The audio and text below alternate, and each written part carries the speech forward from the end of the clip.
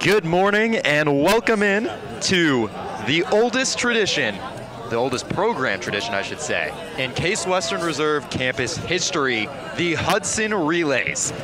Here we are, year number 114 in 2023. 7th year of the broadcast. I'm very excited to be with you personally for my 5th year. My name's Alex Gould. 4 years I was at Case, now honored to be an alum, able to announce once again. I want to wish you all a wonderful Hudson Relays here. There was a chance of rain, weather looking absolutely great today compared to what it could have been. So let's run you down what the race is going to look like this year, as it will begin in just about 10 minutes. We just heard from Vice President Stark in his last year before retirement, and then President Kaler. With that, the runners are finding their positions, with the race set to begin very soon. In terms of what the race is going to look like, we have 6 classes. The first years in pink, the sophomores in red, the juniors in green, the seniors in light blue, graduate students in gray, and alumni in navy blue. They're all going to run this 26-mile race, which is going to be a total of 5 laps around campus. We're going to start off in what you're seeing right now, our quad. From there, the runners are going to go into South Side, specifically next to Fribley, newly refurbished and looking very new and nice. From there to Carlton Commons in the top of Edge Hill at Overlook, then back down to the Art Studio towards the corner of Euclid and Adelbert, towards around where Severance Hall is at, then to the Peter B. Lewis building, back into the North Residential Village, then on to the Mather Quad, and then back to the Rock. That's what a lap looks like. As I said before, there will be 5 of them. And at the end of the last lap, at the end of, I should say, the 5th lap, the last runner will be typically the class president of the respective year, which is the team captain. They'll receive the baton at the Rock by Adelbert Hall, run up around the quad, full circle around the quad, and back to the Rock, marking the end of a team's race. What we're looking for in terms of time is just about 2 hours. Last year, as President Kaler said, we were at 2 hours, 5 minutes, which was slower than our runners over 100 years ago. Hopefully, as Case students, alumni, and grads can get back to the old ways, maybe even go under 2 hours this year. But I would assume a target time around 2 hours, 10 minutes will be what we're looking for this year. You may also be wondering, what's on the line? What are the stakes for the race this year? And per usual, there are some pretty exciting ones. The winning team of the race will have their class year engraved upon the Hudson Relays Rock on the quad next to Adelbert Hall, permanently showing that they won this campus tradition. On top of that, we also have rewards for winning the race multiple years consecutively. If a class wins 3 years in a row, they'll earn a burgers and beer dinner. And for winning all 4 years, it's a steak and champagne dinner with the president. The most recent class to achieve that was the class of 2011, so it's been a while. I wish I could tell you the stakes are high and there's a chance of that this year, but that is not the case. That being said, our first years in pink will have a chance, if they win this year, of setting themselves up for the steak and champagne dinner, and our sophomores in red will also have a chance of achieving that burgers and beer dinner. Rewards have changed a bit over time. If you want to go back in time a little bit, in 1993 and 2004, they did a spaghetti dinner. Go back a little bit more, let's rewind to 1972, and there was a steak dinner introduced for every year to incentivize participation. So that steak dinner first started in 1972. Hasn't happened since 2011, but we'll see. Our first year class will try for it this year. As you'll see, hustle and bustle around campus here as we're getting close to race time. And I just want to say, it is an absolute pleasure to see so many students here bonding and uniting for the relays this year. You know, we had a virtual Hudson Relays due to COVID, and then a shortened race. Last year, I feel like, was the first one that we were back to normal, back to a standard relay race, but the campus wasn't 100% behind it yet because it hadn't been at that scale for 2 years. This year, it is completely different. We have about 40 to 50 more volunteers than last year alone. Those are student volunteers taking their time, waking up early on a Saturday morning to try and make this race happen. On top of that, we have had the most runners sign up this year than we have had in years. There are actually more runners who signed up than slots available for some of the classes. This campus energy is alive, well, and thriving this year. What a pleasure it is to see. As a student here, this was a time towards the end of the year before finals where I felt like a lot of the campus could just decompress. This was a weekend that everyone looked forward to. And now out of the alum lens, you could say, it is still heartwarming to be back and see it. Maybe I haven't been on campus this year, maybe I'm not a student, but I can still talk with my friends who are students and sense the energy that comes from the Hudson Relays. The Hudson Relays, of course, capping off Legacy Week. Legacy Week is a celebration of the unique history of Case Western Reserve. Every department, school, and student organization celebrates their own history within CWRU and gathers as a part of the university community. There have been events throughout the week, and obviously the Hudson Relays is the big one that caps it off. Following the Hudson Relays about 2 or so hours after the race ends, we also have Spring Fest today. It brings all the students here. Spring Fest, a time where we bring in all sorts of student bands, artists, all sorts of activities. Hopefully, no rain stays and the students can enjoy our headliner this year, which is 2 Chainz. 2 Chainz coming to Case Western's campus at just about 11 hours from now, 9 p.m. His set will be going live here. Very exciting to see.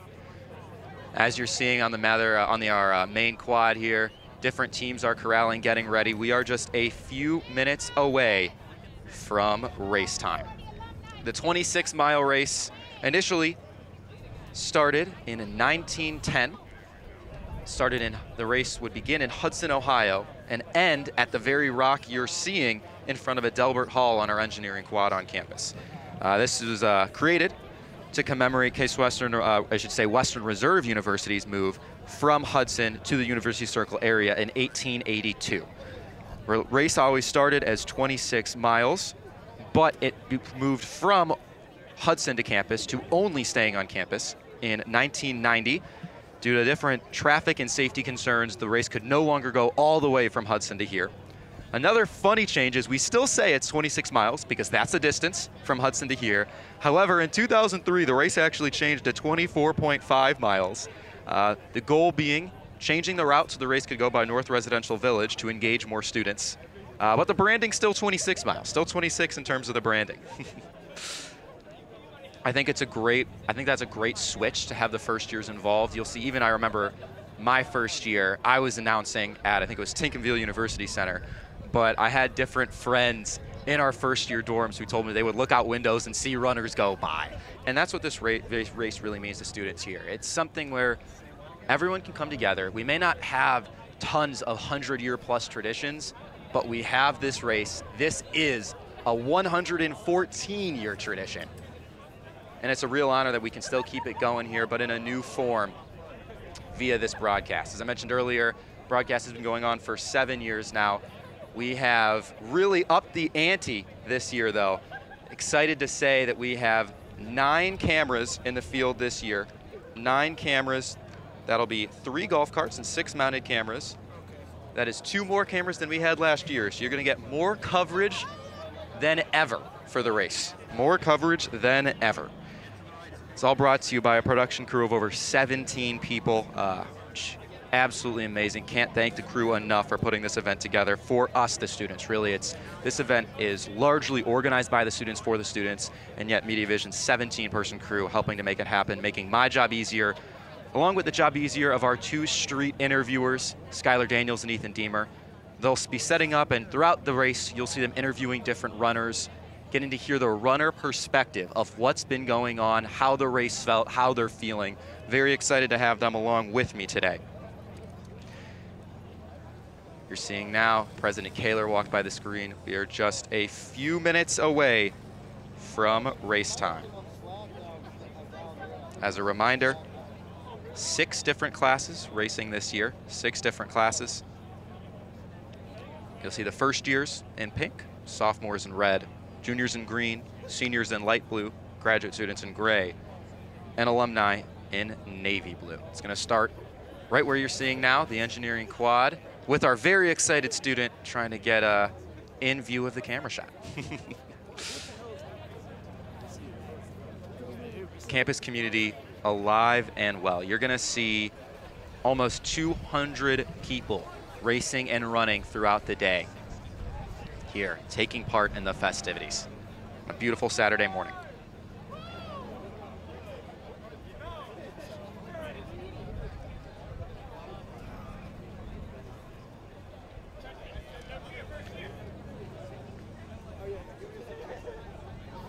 route, once again, starts at the engineering quad, goes up through Southside to our newly refurbished and beautiful looking Fribley Commons, up towards overlooking Edge Hill, back down towards the art studio down at Delbert and Euclid. You're gonna see us pass by Severance Hall where the Cleveland Orchestra plays.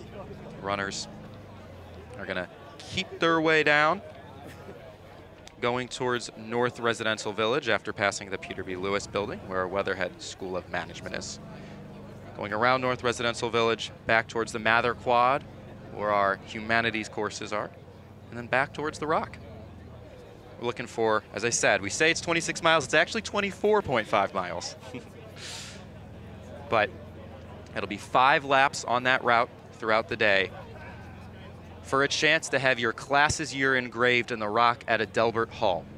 For a chance to have that engraved in the rock at a Delbert Hall. Additionally, first years are vying to start their bid at a 4-year win in a row to get their steak dinner with the president.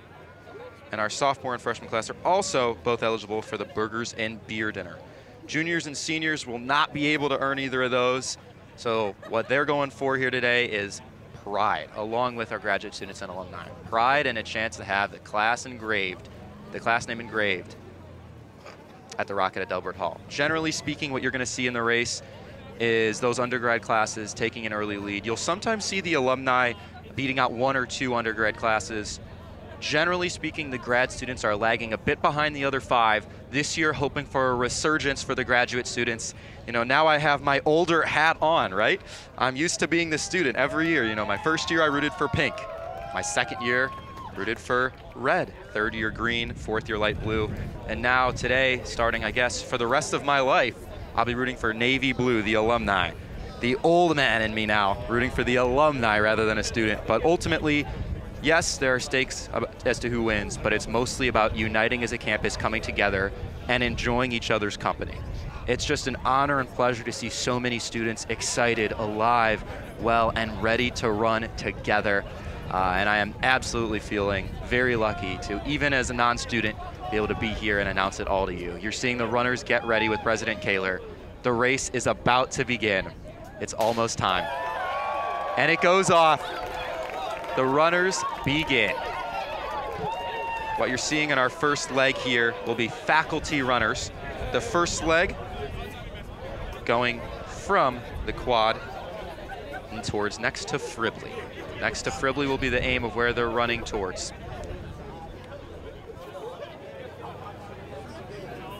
I also want to point out on a lot of the shirts, you'll see saying that says, "Thank you, Doc," on them. Thank you, Doc, on a lot of the different runner shirts. Thank you, Doc, in honor of Dr. Ignacio Ocasio, also known as Doc Ock, who passed away in 2005. He was a chemistry professor, mostly taught first-year students, but he had an immeasurable passion for student life, both inside and outside of the classroom. Was the #1 fan of the relays, just loved everything when the students could be involved. So we'll always honor and remember him, particularly at these Hudson Relays. If you're just tuning in as the race is beginning, welcome in. The Hudson Relays 2023 are now off. You're seeing the faculty runner leg now. I want to welcome you in year 114 of the Hudson Relays, which started in 1910. My name's Alex Gould. Very glad to be with you for my 5th year announcing, 7th year total for the broadcast. Hudson Relays began in 1910. I mentioned earlier, to commemorate that move from Hudson, Ohio to the University Circle area, which occurred in 1882. The event itself was founded by Monroe Curtis, who was a senior at the university back in 1910 and was appointed of a chair to be chair of a committee to organize the Hudson Relays. And the goal initially was to fill in empty time on undergraduate day of commencement week. So, you know, today we'll see the Hudson Relays culminating Legacy Week. This week is celebrating crew history. But initially, it was called Undergraduate Day, just to fill some time. Here we are 114 years later. Absolutely amazing to see. Initially, again, to fill Undergraduate Day. Then in 1922 through 1940, it culminated Spring Day. And then Campus Day in 1941 through 71. So a lot of different brand names for different days on campus. And today, we don't do a day, we do a week. That's how CWRU spirit has improved. We went from 1 to 7 days, and that's what I like to hear. So right now what you're gonna see is one of our new cameras this year, sooner or later at least, the top of the elephant stairs. That's a view we used to not be able to get for you, but now we can. As I mentioned, 2 new cameras in the field this year. 2 new cameras in the field, 3 golf carts, 6 mounted. That's 9 cameras rather than 7 in years past. We're keeping on upping the ante here to make this broadcast even more special for all of you. Friday, last night was great. Waking up this morning was not.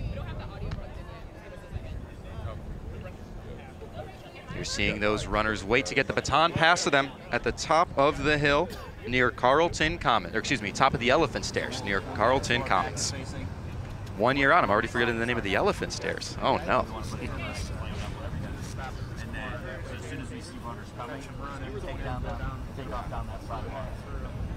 Race has been running many different ran in many different ways, I should say, throughout history. Obviously now it's a relay race. But in years past, there have been some really interesting tidbits of history. For example, in 1942, the race was run with bicycles. Just bicycles, that's it. 26 miles on bike would be a little bit faster. I don't think we'd have the 2+ hours in store for you that we have today. Some years the race had some issues as well. 1970 and 1971, the race actually was not run. We don't know why, but the race was not run. And now you're seeing the baton passed at the top of the elephant stairs. That was our senior class running down. You're seeing south side, top of the hill here. Our new camera view. You're seeing Michelson Hall, a new dorm.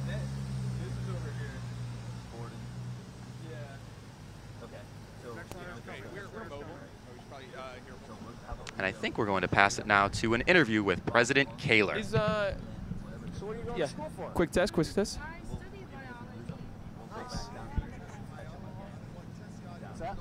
1, 2, 3. Testing 1, 2, 3. 1, 2, 3. Testing 1, 2, 3. Testing 1, 2, 3. And now let's bring it to Skylar Daniels and Ethan Deemer. We're with President Kaler and Vice President Stark on. All right, we are here right at the starting and finishing line of the Hudson Relays with the illustrious VP Lou Stark and President Eric Kaler. We're going to ask them a couple questions, just sort of get an idea of how you're feeling today. So, you know, the start of the race, what's got you the most excited? Just seeing the turnout today was just terrific. The teams have a lot of depth, a lot of excitement, and a lot of energy. So it's really exciting to see the amount of people out today that are. Yeah, I'd add to that. A great turnout, particularly compared to last year, which was my first Hudson Relay. So great turnout, great leadership. The student leaders did a wonderful job organizing everything. A ton of volunteers, substitutes for at least one of the teams. So it's getting to be very popular. We may have to have tryouts next year. Who knows? Just a quick question. I know both of you obviously have to support the entire student body, but if you had to pick one team, who would you pick and why would it be the seniors? I love all my students. Easy answer, easy answer. Yeah, I'd like to see, I want to see the team win that we can then buy some steak and champagne for. So whoever is in that bracket, I'm going. I do believe that would be the seniors. I mean, you could just give it to us anyway. That doesn't need to, the question for President Kaler, like you said, this is your second Hudson Relay as president. In the time between the previous time that we talked to you, the last Hudson Relay, and this Hudson Relay, what do you think you've learned while being here on this campus? Oh, I've learned a great deal. It's a wonderful place. The people are warm and welcoming. Students are very serious about what they're doing, but they also get out and have fun, contribute to the community, and be leaders. So it's just wonderful to be part of such a vibrant community. Lovely to hear. And unfortunately, we're going to be losing you to retirement after this year. So what would you say your takeaway after all these years of Hudson Relays? This is bittersweet today in the sense of it's been such a great 10 years, and my takeaway is this is a community that really values the sense of community and being part of a community. And our students, our faculty, our staff, our alumni, They really love coming together at these kinds of things. And my takeaway from Hudson Relays is, as the longest standing tradition, it's been such a great opportunity for that community building. I'm going to miss that. It's going to be a shame to lose you, but hey, you've done a fantastic job all here. One last question, I think we'll send it off, is when should we expect to see both of you running in the races? I know we are losing you to retirement, but I do expect at least a humble return maybe next year. Can we promise next year that we might see a presidential run? That's certainly not going to happen. My running days are behind me. My knees have aged out of the running business, unfortunately. But I'll be here in spirit and in person to cheer them on. Absolutely, absolutely. Would I assume the same from you? Good assumption. Good assumption. Awesome. Well, thank you, too. We're excited. Thank you. It's going to be a great time. Yeah, thanks. So if you pass the few physical cameras, those are all included as well. It's all going back Ethan, Skylar, thank you both so much for the interview. Amazing to hear from President Kaler and Vice President Stark. Vice President Stark, we wish you all the best in retirement. President Kaler could not agree more. He mentioned last year was his first year as a part of the Hudson Relays as president of the university. Because it was just starting to return, that campus involvement and engagement wasn't quite as high as it was pre-COVID, but this year it certainly is quite high, and then some. We have 40 to 50 more student volunteers than last year. 40 to 50 more just wanted to take part in this race, taking their time early on a Saturday morning. We also, for some classes, have more runners available than slots. People want to run and take part in this race unlike ever before. So what you're seeing here is, again, one of our new views we didn't have access to last year near South Side. Take a minute here, take in the scene of our runners running through all the greenery and the trees.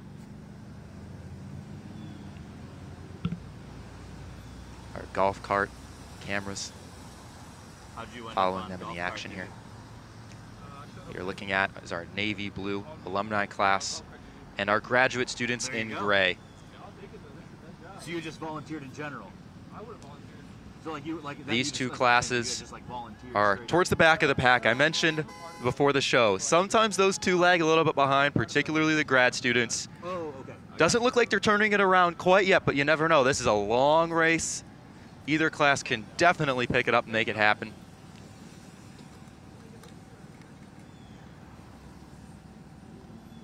I mentioned before we cut to Ethan and Skylar about how the race sometimes has some odd years. I mentioned running with bicycles one year, how the race wasn't run in 1970 or 71. There have also been some years of disqualifications as well. In 1913, the class of 1913 used cars for the relay race. And the class of 1916, I should say, substituted in runners who were tired for those who were not tired. Changed mid-race, mid-relay, to help them out for runners who had more energy. In 1916, 3 years later, the class of 1916 again didn't follow the rules by using cars instead of running it for parts of the race. That class of 1916 really wanted to win, didn't they? 5 years from then, 1921, the class of 1921 used cars, and the class of 1923 skipped a lap. Back in the day, almost 100 years ago, the stakes were high, just like now, but they did not like to play by the rules. The good part is we got cameras now. There's no way the race isn't going to be ran as it's intended to. We're cutting now to the light blue. That is the senior class.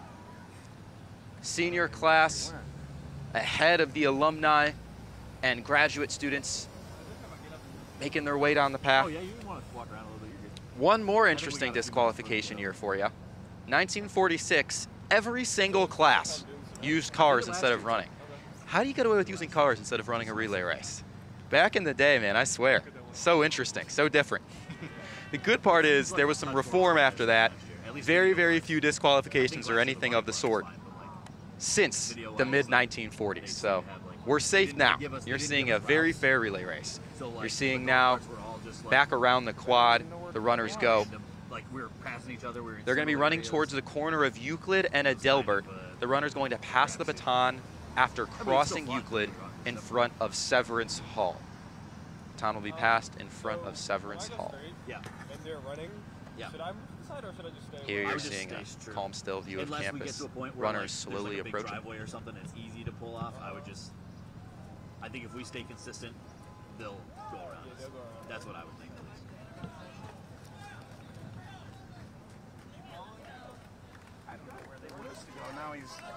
If I see correctly, it looks like the junior class in green in the lead, with the sophomore class in red narrowly behind, and the senior class in light blue just behind the sophomore class. We have a tight race on our hands early.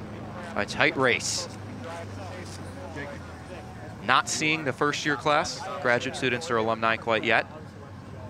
Likely to be lagging behind a little bit. Excuse me, I'm so sorry. You're seeing sophomore class raise the baton proudly. That is Julian Churchill raising his hands up, excited to pass the baton. Julian from St. Charles, Illinois, mathematics and psychology major. His favorite place in Cleveland is Case Western Reserve University's campus. As it should be as a student here, as it should be.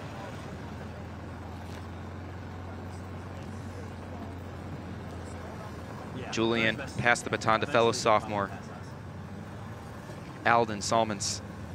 Alden from Lancaster, Pennsylvania, electrical engineering major with minors in material science and engineering.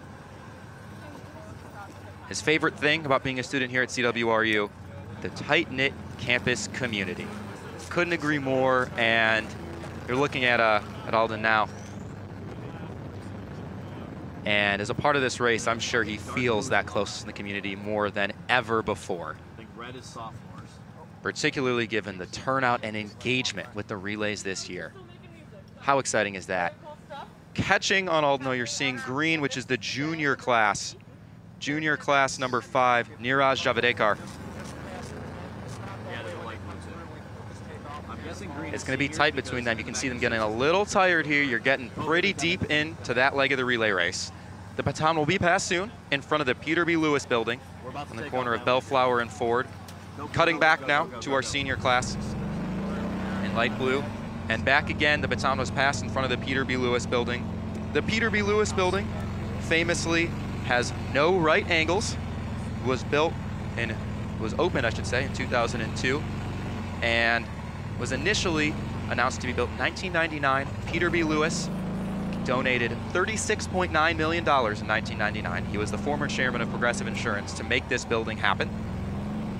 $36.9 million in 1999, that is nearly $65 million today. That's what it took to build the beautiful Peter B. Lewis building. Architect of it, of course, is the very famous Frank Gehry. Work is known to defy categorization in the architecture space. Most of his buildings are Spain's Guggenheim Museum, the Walt Disney Concert Hall, and the Dancing House in Prague. Fun facts about the Peter B. Lewis building, which was my home on campus for 4 years as a marketing major.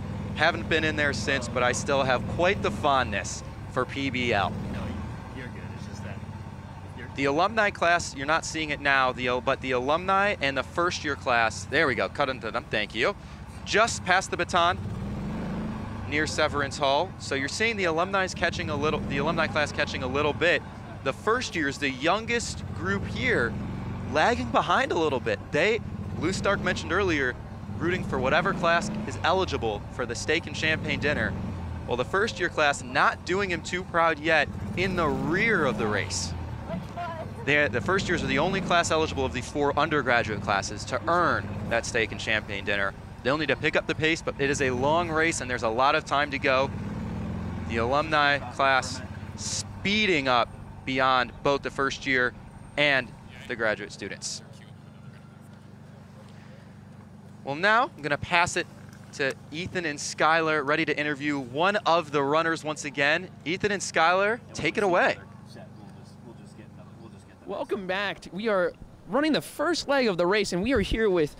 I'm Jared Zulig. And... Razak Durodoye. And these are 2 runners of today's race. Now, just tell us a little bit about yourself. Who are you running for? What class? I am a junior. I'm class of 2024. I'm studying political science and marketing. Love to be out here today. Awesome, awesome. And?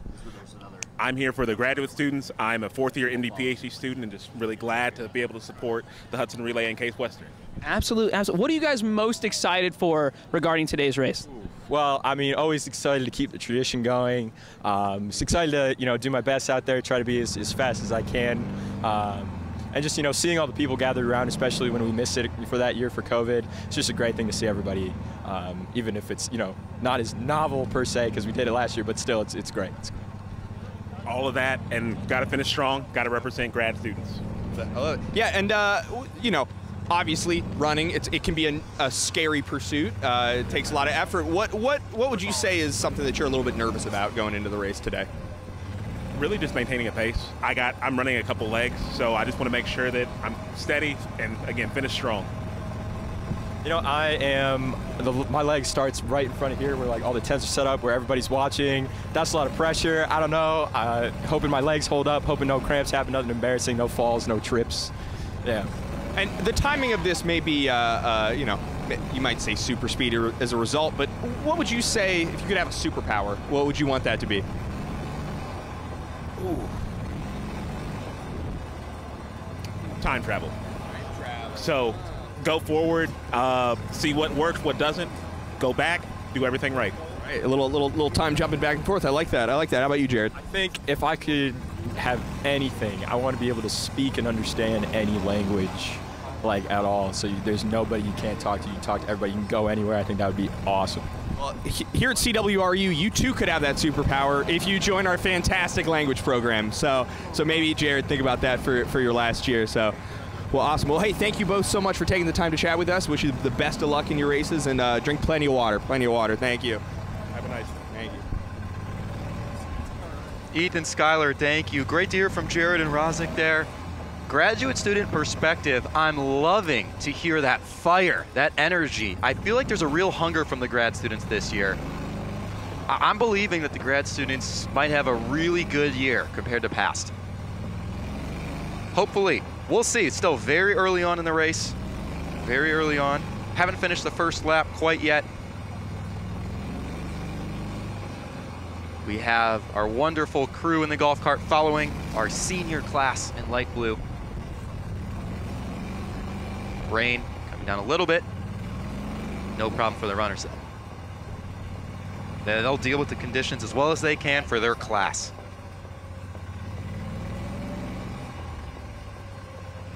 Hudson Relays, I've been mentioning throughout the broadcast so far, changed a lot over time, evolved a lot over time. Funny enough, in the earliest years of the Hudsons, the custom existed of carrying a message from the mayor of the village of Hudson to the Western Reserve University president. In the earliest years of the relay, a certain message would be carried, so the Hudsons also served a purpose as well. Back 114 years ago, the first relays were won by the class of 1912. President Kaler mentioned earlier, time of 2 hours and 1 minute. We'll see if the classes this year can beat our time from all those years ago. You're getting a look here, the pink. That's the first year class. First year class running not the greatest start for them, but trying to make up the time. That's that they're behind on.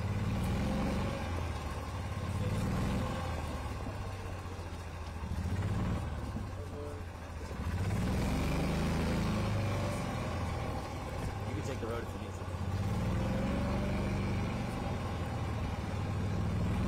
to. Taking in the scene now around our north residential area of campus on the right. We're seeing Nobby's Ballpark. Nobby's Ballpark, where our baseball team plays. They have a doubleheader today, actually, starting a bit later in the afternoon. Playing again tomorrow as well. Always great to go and show support for our baseball team. Always a competitive squad we field in baseball, and honestly for quite a few sports. Case Athletics in D3, part of the UAA, or University Athletic Association Conference, been climbing year in and year out, getting increasingly competitive in multiple sports. Another way to show our campus spirit and pride on when the relays aren't happening, to support our athletic teams here on campus. Definitely biased. My 4 years of undergrad, and even still now, I've been able to have the chance to work for the athletics department as an announcer. Announce baseball, basketball, all sorts of sports. Great opportunity for me, and it's always amazing to see students and family members of students show out and show support for our teams on campus. We're looping back around. Now on the left is Navi's Ballpark, and on the right you're seeing one of our newest dorms, Stephanie Tubb Jones Hall, or STJ. We're a little bit behind our senior class here, and it looks like the first years have indeed turned the tide, now ahead of both our junior and senior class. See, things can change fast in a race like this. Just a bit ago, last place, now up towards the front. And the baton is passed for the senior class. This is our North Residential Village, you'll see on the right. The race always was 26 miles, but to include North Residential Village on the route, it was actually reduced to 24.5 miles. We still say it's a 26-mile race because that's the distance from our old Hudson campus to where we are now in University Circle, but it's 24.5 miles. Some first years on a warmer day would be outside today looking through windows inside their dorms to see everything going on at our relay race here today. The runners are going to run from North Residential Village, where they're at now, to Clark Hall on the Mather Quad. From Clark Hall, they'll be back at the Rock, and the first lap of 5 will be completed here. We're seeing the runners pass by FIMU, one of our sororities on campus here. Sooner and very soon, they're going to be back on the Mather Quad at Clark Hall. The Mather Quad, of course, where many of our humanities classes take place. Science, public policy, English, all that. As a public policy minor, I was in the Mather Quad quite a lot, and I loved the old field of buildings there. You're going to see in the architecture. It has a very unique feel and style. It's right across the street from Peter B. Lewis building, as I mentioned earlier. PBL, quite new, famous architect Frank Gehry. Mather Quad, a bit more old school in their design, but very homey feel to the buildings. So loop around, take a U-turn on the left here. Seeing now a tight race between our seniors, juniors, and first year class. It is close right now with these three. Looks like we have a speedster for the seniors. Wow. We're going back. Seniors take a big lead. Usman Malazam bringing them to the front. Wow, what a comeback for the senior class. Usman is from Bellevue, a computer science major, and he performs on 3 salsa performance teams that are part of the K Salsa Club. So not only a talented runner, a very talented dancer, clearly has built up some great cardio from that. Usman handed off the baton to Kayla Wells for the senior class. Kayla from right here in Cleveland, Ohio, majoring in civil engineering. Favorite place in Cleveland, Ohio City. As an alum, I'm living downtown, and right across the bridge from Ohio City, if you haven't been before, is a wonderful place to go. Lots of activities, many great places to go eat. It's like a neighborhood feel right next to downtown. Ohio City, a wonderful place, conveniently in the heart of Cleveland. As I mentioned many times before, I'm mentioning it again, the race changes fast. Now we have the junior class up ahead. They're running right around the KSL Oval. KSL, of course, standing for Kelvin Smith Library. It's our main library on campus supporting the teaching and research of CWRU. KSL was initially built with the intention of having warm, inviting, and effective spaces. And I would say the library does just that. I would love to go to the library, stay on the first floor. They had all these comfy chairs and pods where you could just sit down and lounge while also getting some work done on just the comfiest space, in my opinion, on all the campus. Obviously, though, KSL here is more known not for its pod-like seating, but for its third floor. Third floor being our silent floor, where you really gotta head down work and no one talks. I've been to the silent floor, I wanna say, only twice in my undergraduate tenure, and I am very happy and comfortable to say I haven't needed to go there more, because that is one intense place. And you're seeing the handoffs now to Jared Zulig, who was just interviewed earlier by Ethan and Skylar, part of the junior class, leading the way in the race. And the race changes yet again. Our first year's back lagging a little bit. are passed by the sophomores.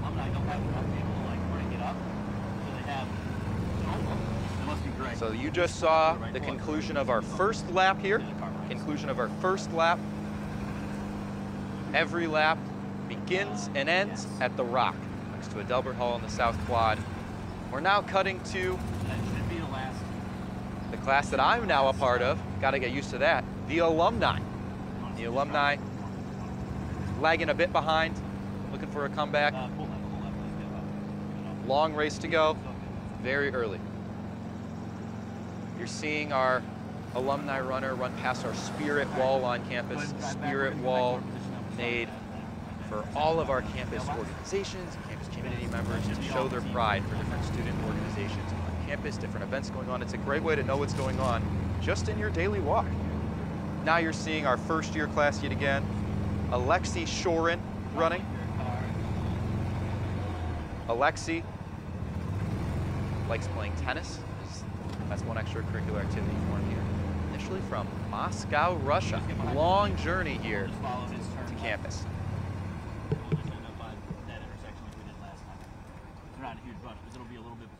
Just behind Alexi, we have our sophomore class running around the quad, as you're seeing much more coverage this year. Huge shout out to our production team to make this happen with all these cameras. We also have another interview for you. Ethan and Skylar, take it away.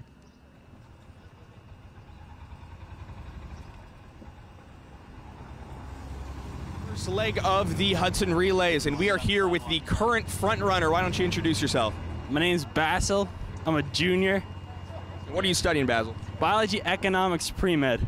A fellow economics man, I appreciate that. So how do you think you did? You were the one who led the pack coming in after the first leg. What thoughts on performance? When I got the baton, we were tied, so I went a little fast at the beginning. Halfway through, I was like, man, this is way harder than expected. Tired myself out. When I saw the finish line, I sprinted that guy. So I think I did good. I could have done better, though. All right. First, I want to congratulate you. You are this university's new USG president. First of all, big congratulations to that. We're expecting great things, big things. Which team out here, other than the juniors, of course, are you fearing the most? Who has the edge out here besides the juniors? I think it's the seniors, man. The seniors, they were behind at first, but they caught up to us, 1. And 2, they got like 3 really fast people at the end. It's really spooky, but I think juniors got it. All right. That's great to hear. That is great to hear. And you know what? Speaking of senior year, you're going into your senior year. Would you run again? Would you run again? I believe so. Yeah. It was fun. Yeah. Your favorite part of running? The runner's high at the end is pretty good. We won't hit you, I promise. Yeah, the little sprint at the end is good. Hey, well, thank you so much for taking the time. Fantastic job. And I guess we wish the juniors good luck into the future. But really, hey, seniors better win this one.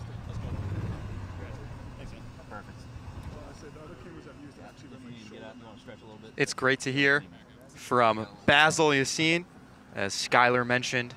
Our new undergraduate student government president, love to see him out here running, taking in the scene, and clearly just thoroughly enjoying what the Hudson Relays has to offer. I've mentioned it many times before, I'll mention it again, another new view this year of runners as they're running up the Elephant Stairs. This is just wonderful to see so much action here at the Relays. This is not an easy task. This race goes across all of campus. It is hard to get full camera views and footage, but our production team is doing that and doing that extremely well. You just saw a baton handoff to the junior class here in green. The first years just slightly behind. Top of the hill on south side. I'll let you take in the scene, hear everything that the runners are doing outside here, the wind whistling.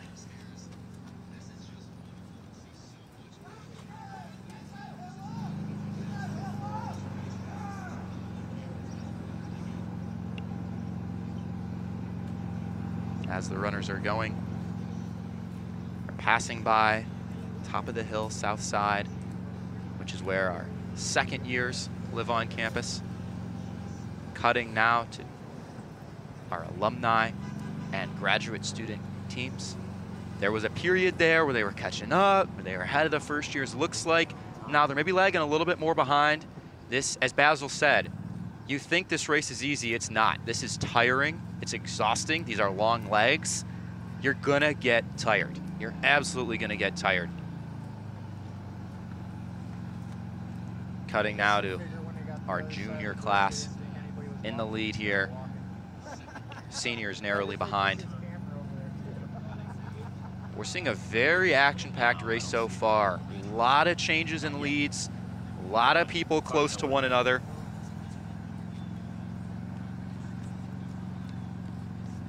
And just behind the senior class, if you look towards that left part of your screen, you're gonna see a pink shirt. That means the first years are a narrow third. Running for the junior class here. Michael Brow in the lead right now, narrowly, but in the lead. Michael from Meadows Place, Texas. Chemical engineering major, music minor. Music, a very big minor here on campus. It is quite difficult to be a part of, but we have some very talented musicians who come here, either major or minor in it, and really help improve those skills. Michael loves the Cleveland Room at the Twing Center on campus. Favorite meeting place on campus. The Cleveland Room, very fancy, old school, old style, big round table, wooden, brown. If you like that classic architectural look, Cleveland Room is definitely a place for you. Looks like we're stable now in terms of what's happening in the race. Juniors, then seniors, then first years.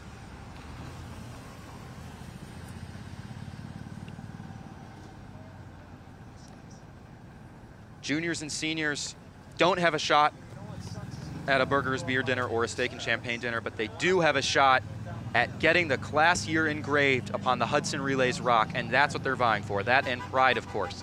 You could tell from our interviews, Ethan and Skylar seniors are definitely passionate about their year's winning. Basil, of course, really wanting his junior class to reign supreme. They're looking good so far, but it is close.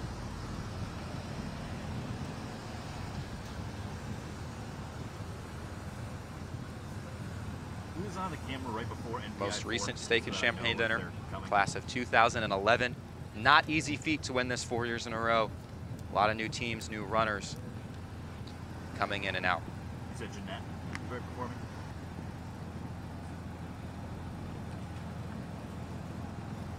I mentioned earlier, we have 5 laps in this race here. 5 laps going all around campus and ending in our team captains, generally the class presidents for each respective year, running that last leg, which is an extra leg at the end of the 5th lap. That extra leg going around the whole quad in a big circle, and when they get back to the rock, that's when the race ends. Interestingly though, team captains initially in the relay race used to run the first leg. They ran the first leg initially, changed over time now to be running the last leg. Juniors still have the lead here. It's close though, it's close. You're looking at Claire Reynolds running for the junior class. Claire's from New Hampshire.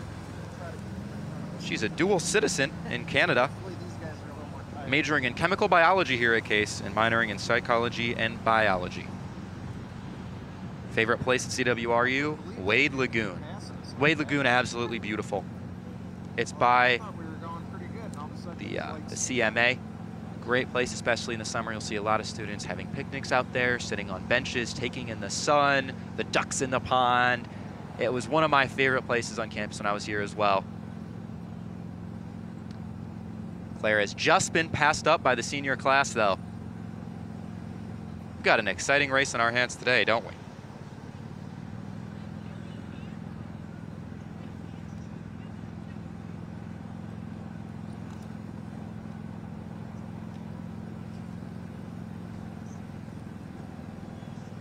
Our senior class aggressively running for the lead here. This is where the baton gets passed. It's by the art studio on campus. Baton passed at the art studio on campus. The next pass will happen at the corner of Euclid and Adelbert in front of Severance Hall. That's when the next baton passing will be. The art studio, as I mentioned, baton was just passed there. It's a major and minor sequence in pre-architecture. A lot of students go there, study architectural studies. But interestingly, also, if you just have a passion project, you can go there too. A lot of friends of mine who maybe had passions for art or photography would go there from time to time and be able to have resources at their disposal they otherwise wouldn't. I mentioned earlier, after the art studio, the next baton passing will occur at Severance Hall. Severance Hall opened in 1931 as the home of the Cleveland Orchestra. Cleveland Orchestra, one of the 5 most famous orchestras in the whole United States, unbelievably talented. If you haven't been, I highly recommend it. It's just eye-opening to see what sounds they can produce together.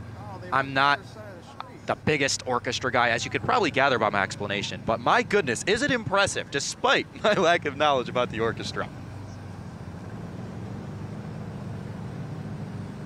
Senior class still in the lead here, juniors narrowly behind. They're running down our quad here. You know how many laps they do? The edge of it, at least.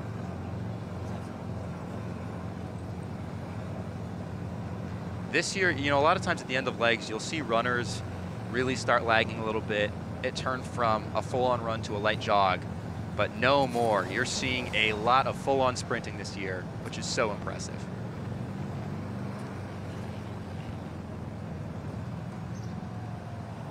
You're seeing more running occur here by our senior class.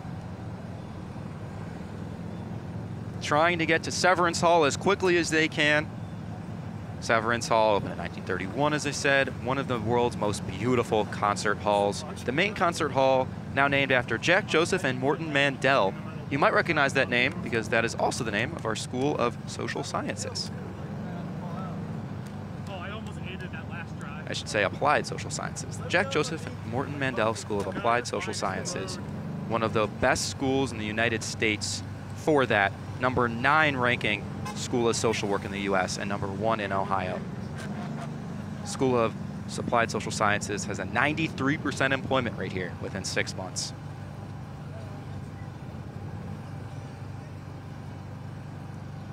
You're looking at our senior class in the lead here.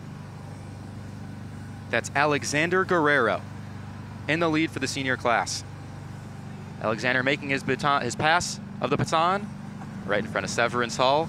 And the next runner for the senior class is off to protect the lead.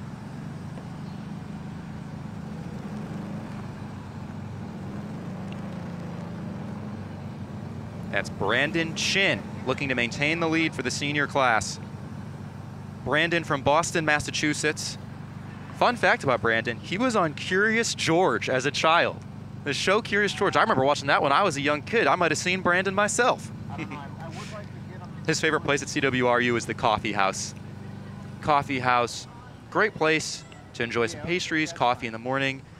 Very relaxing environment. I remember my time, I was in student government here for a few years. I was vice president for 2 years, and my favorite place to have one-on-one meetings with my committee members on weekends was always at the Coffee House, because who doesn't love grabbing a nice coffee, sitting in that environment, and enjoying.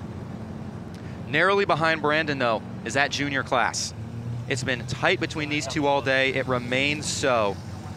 The junior class runner, Colin Chenoweth. Colin slowly catching on Brandon. And now you're seeing, for the first year class, a runner who is running 2 consecutive legs. Now that is tiring. That's Ayla Grabenbauer. Ayla doing something very, very difficult as she finishes her 2 legs. Most people can barely finish 1. I give my hats off to you, Ayla. That is impressive. New to campus here, but from Milford, Ohio, so familiar with the Ohio area. Her favorite place at CWRU, the porch of Guilford House and the rocking chairs. Guilford House, we've seen it on the broadcast before. It's a part of our Mathered quad. What you're seeing now is the rear of our race here. That's my class. The alumni's not crossing a Delbert Bridge yet, now cutting to the sophomore class, narrowly behind the first years. The back is the alumni, as you were seeing before, just crossing a Delbert Bridge. Still have to go all the way down the quad to Severance. quite a ways behind. They want us to keep chasing. Looking now at sophomore class member Sabian Burke. Sabian from New Orleans, Louisiana. Business management major. We finally found a fellow Weatherhead student here racing today.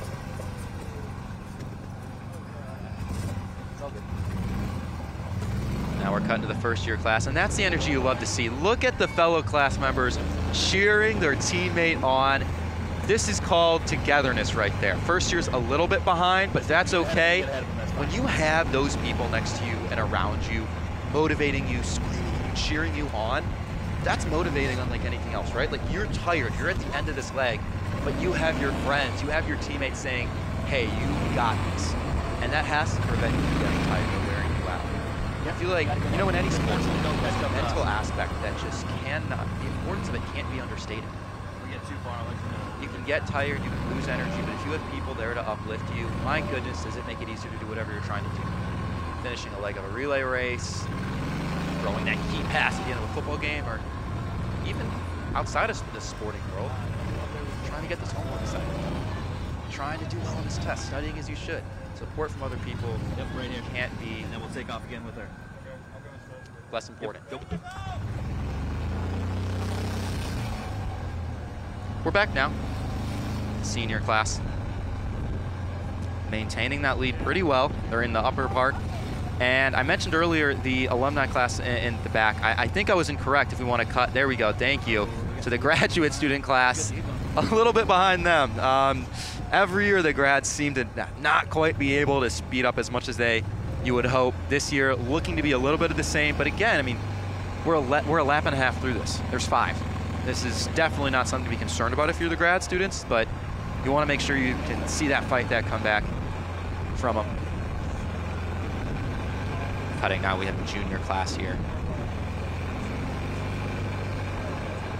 Mentioned before, the graduate class, generally speaking, not the strongest in the race. They're actually the newest team as well. They started in 2009 in the race. Prior to that, it was just the undergrad students and alumni. I think if the point and purpose of the Hudson Relays is to bring all of campus together and to have everyone in the campus community be a part of it, I am such a fan of the grads having a team as well. Yeah, they might not be always quite as speedy, but that's okay.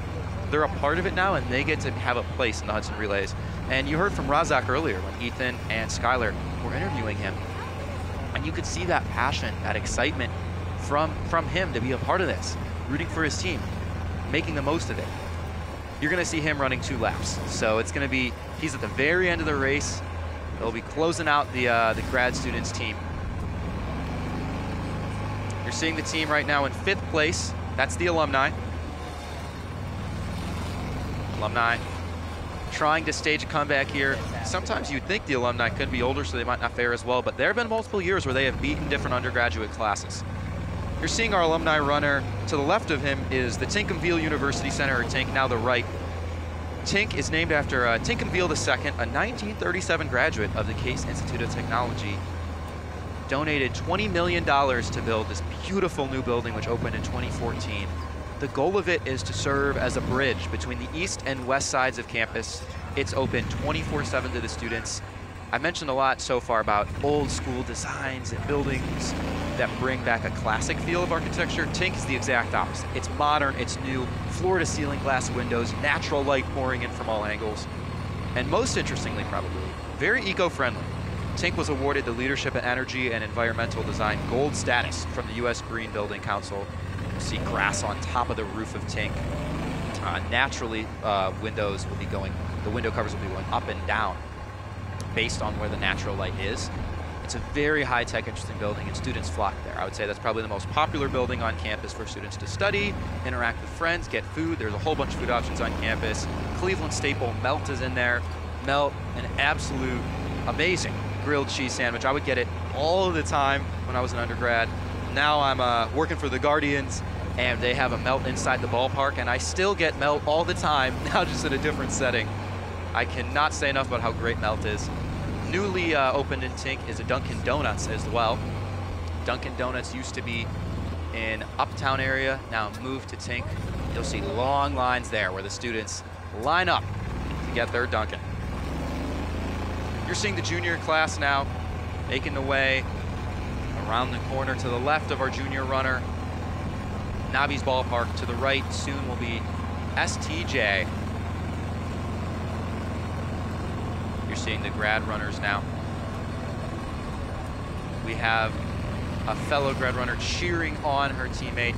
There's nothing you like to see more than that. Community and togetherness.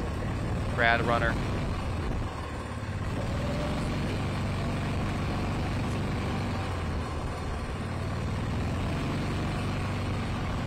You're seeing supporting the runner, number 12 is Sharon Ihas.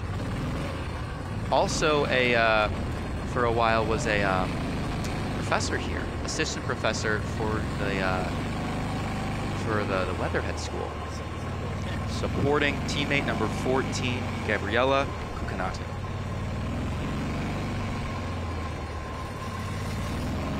And the handoff is made. Graduate class lagging a bit behind, but the energy is there to make the comeback happen.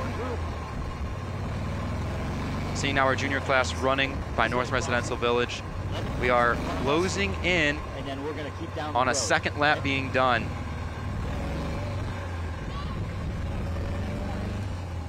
North Residential Village, of course, housing our first-year students. North Residential Village, where Wade Commons is. All students get packages, get into campus. It's like a hub for home. Study rooms in there for our first years, around Wade Commons, and then a 1 to 2 minute walk. All the dorms for our first years, including Clark Tower. Clark Tower used to house second-year students. Now I think it's pretty much all first years, as our classes each year at Case have been growing and expanding. Been a real point of discussion here as Case is growing so much. Do we have the space to house everyone? And we do. But it's definitely been a point of discussion as you've seen now sophomores moving out of Clark Tower into other buildings, including Triangle Tower 2. Triangle Tower historically for upperclassmen, now for sophomores as well. And my goodness, if I could have lived in Triangle as a sophomore, that is an amazing place. That is probably my personal favorite on-campus housing. Triangle, absolutely great design, very homey feel, carpet, some rooms have balconies. I lived there for 2 years, my 2 upper class years, so you can tell I'm a little biased towards it, but that place is still home for me. You're getting a look at a junior runner here. Junior runner number 15, or excuse me, number 16, Zonda Chen. Zonda handing it off in front of our Mather Quad Clark Hall. This is the leg towards the rock here. So the juniors, when this leg is finished, will be the first team to conclude their second lap. Running now for the juniors, Adam Chen. Adam Chen running for the juniors. Adam from Crescent Springs, Kentucky, neuroscience major with minors in chemistry and public health. Yep, go ahead. His favorite place at CWRU, his bed. Now that, Adam, that is a mood. College is tiring and you're doing a lot. You gotta sleep up, and this is coming from someone who did not get enough sleep in undergrad. Your bed should be one of your favorite places. You're getting a look now at the first-year class, trying to make headway, catch up to the juniors. It looks like the seniors have lagged a little bit behind now as well. First years and seniors, a bit behind our leaders, the junior class. You're looking at Adam again here, making good time for the juniors.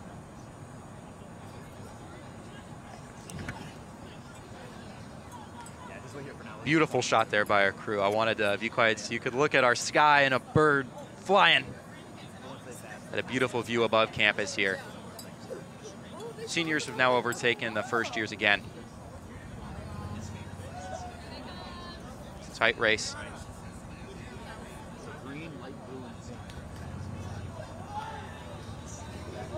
Let's cut back to the seniors. The handoff for the baton just happened. Number 19, Connor Ryan with the baton now. Connor Ryan from Moon Township, finance major with a minor in economics, a fellow econ minor. Favorite place in Cleveland, Cilantro Taqueria. Back to the junior class. on our engineering quad. Our juniors leading the way, finishing their second lap in the race. We'll see if the lead can be maintained. You know, these are long races. One team has a lead, and before you know it, things will change. I was wondering where our sophomores were. I was thinking, where are they? So sophomores are a bit behind the seniors in the first years as well. I followed them right past now. I heard Looks like our 4 undergrad classes are the ones in lead. And he's They're like, the ones in charge here. Just let him go. Get the next Alumni person. and graduate students lagging a little bit behind. But I followed him just so Crossing you the could way see into what the was quad, going on. seniors and first years. Like, I'm sick of him yelling at me because he doesn't get it. It's like, dude, I'm doing what I can. Our oldest campus I'm tradition getting the starting fresh in runners that want to 1910. run past everybody. Now 114 years later, still going strong. Now with the broadcast, so all of you at home can watch. 7 years now for the broadcast. Absolute pleasure to be able to showcase this event to even more people than those on campus. Teams gunning now for about a sub 2 hour race time. Sub 2 hours means that our winner this year would be faster than our first winner of the race all the way back in 1910, who finished in 2 hours and 1 plenty minute. of space to keep in front of them now. One thing I do want to add to make things a little easier, I should say, on our runners.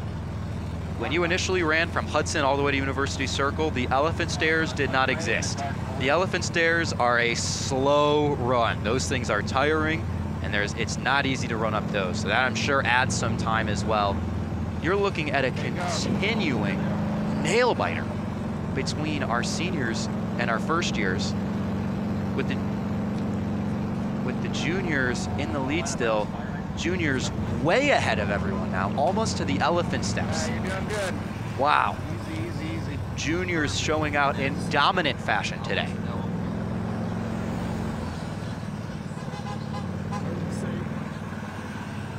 Back to our seniors and first years now. It's Elisa Cheng for the seniors, and for the first years, Carissa Liao. Those two head to head to see who can take the lead going into the elephant steps leg of this race. Looking at the sophomores now. Lauren Menke running for the sophomore class, trying to get her team back in it. Lauren, majoring in nutrition, minoring in chemistry. Favorite place in Cleveland, Algebra Tea House. I'm loving all these choices. I feel like every time I read a favorite place in Cleveland, I'm like, yes, I agree, that is a great place. I think the net of it is I need to be more critical instead of just loving every place. But Algebra Tea House is wonderful. I didn't go quite as much in undergrad, but funny enough, now as an alum, when I go back to campus, it's probably my favorite place to go. Get a shawarma sandwich, get a smoothie, get some tea. Algebra Tea House, very unique architecture, great tasting food and beverages. One of my favorite memories there is buying, my mom loves tea, bought tea for my mom from Algebra Tea House, and she couldn't believe tea that great came from a place right on campus. Only got it for her one time when I was a senior, and I should have brought her more tea sooner. All right, go back down that way again. Leaders staying strong here. It's our juniors. Not relenting. Wait 1 second. They're just way ahead of the rest of the pack. The alumni class just did a handoff at the Mather Quad. Our alumni is now looking to finish this leg here and then complete lap 2. Finishing this leg will complete lap 2 for alumni. They're lagging a little bit here. You're looking at Andrew Ritosa from the alumni. Andrew trying to get our team back into it. I'm a navy blue fan in the relays for the rest of my life now. No more switching shirts. Navy blue forever now for me.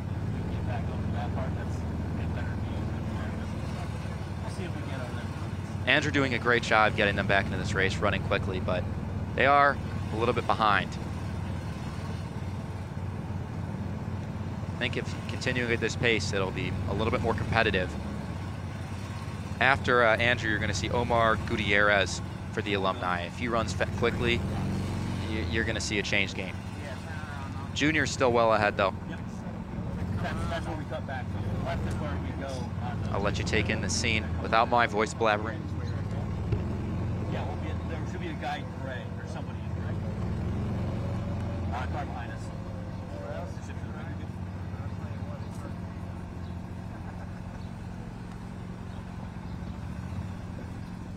We're going to keep driving so fast. They're way faster. So, just like a bike.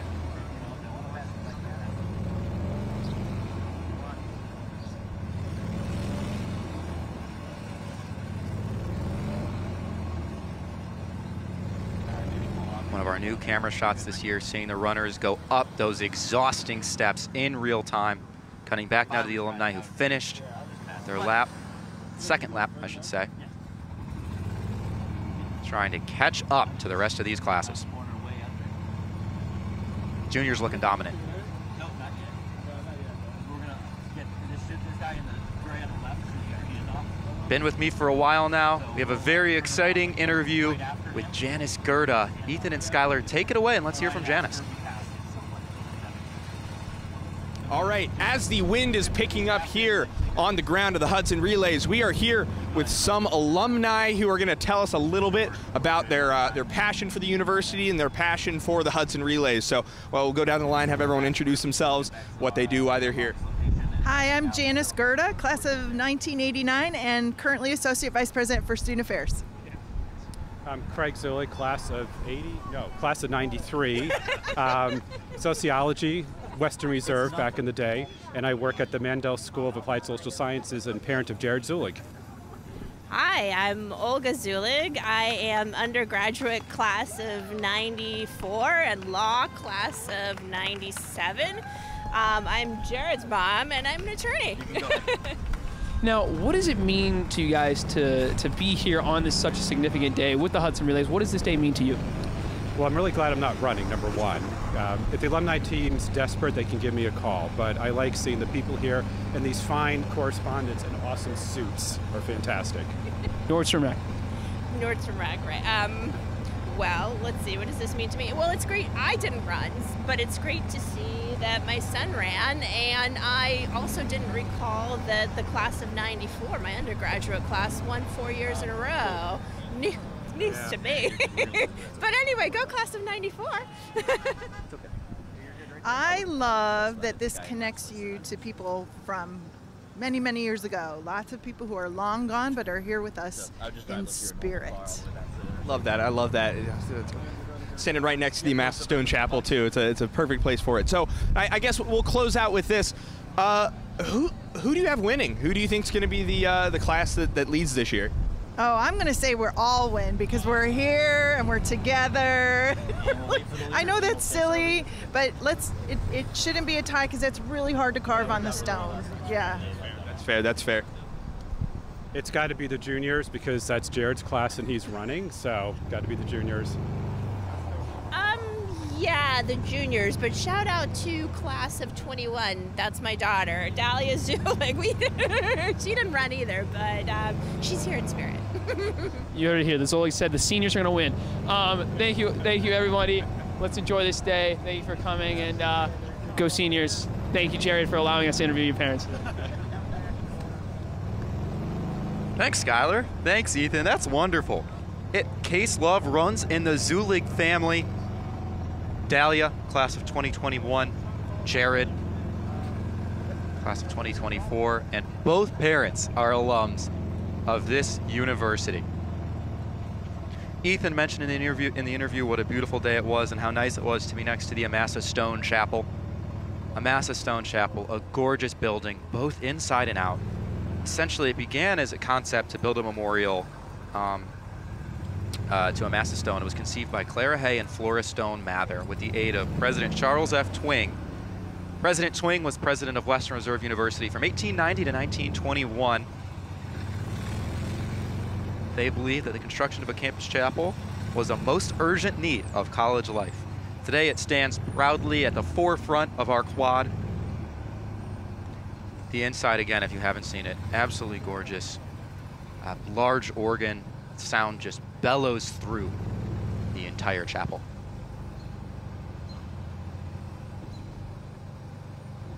This is a graduate student class now, running by KSL, and just before that on the left was the Twing Center. The Twing Center, I mentioned, President Twing. That's what it was named after, named for Charles Franklin Twing. He was president of Western Reserve from 1890 until 1921. Twing was built a long time ago, though, built in 1913, not acquired by the university until 1931, though. So the design of the Twing Center incorporates two existing buildings, Twing Hall and Hitchcock Hall, the connecting structure in between. Goal of it is to serve as a place for students to have meetings, to sit down, to relax together, provides improved and expanded space for programs, services, classes, and activities. Essentially just meeting the needs and interests of students, faculty, staff, and really all members of the university community. Turn around and go, turn around and go, turn around and go. No, not the other way. Yeah, that way, go back down the hill. We're back running down the quad now. Juniors still maintain that large lead. The Zulig family must be happy.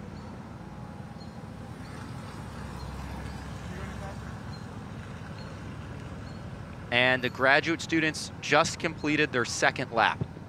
Graduate students completed the second lap. I think some exhaustion setting in for the runner there. Grad students looking to stage a comeback here with 3 laps in this race to go.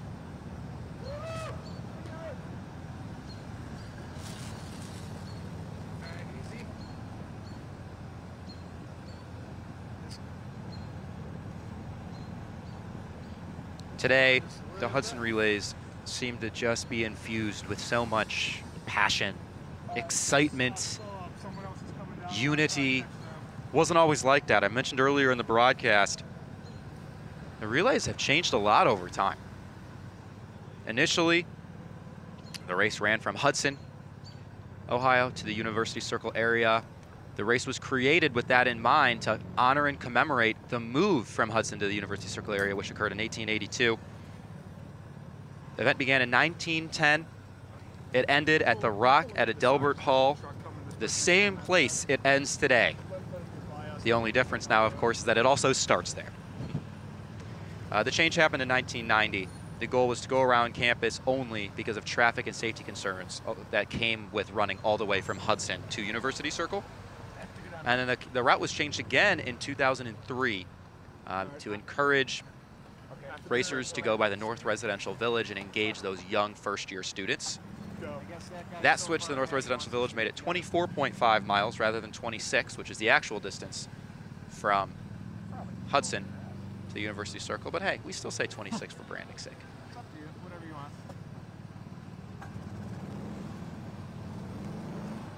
It's a golf cart, it's meant to go fast. You're looking now at the sophomore class in red. Not at the back, not at the front. Right in the middle. In third place here they are, running by Nora in Little Italy. I mentioned earlier my love of Algebra Tea House. Algebra Tea House just down the road.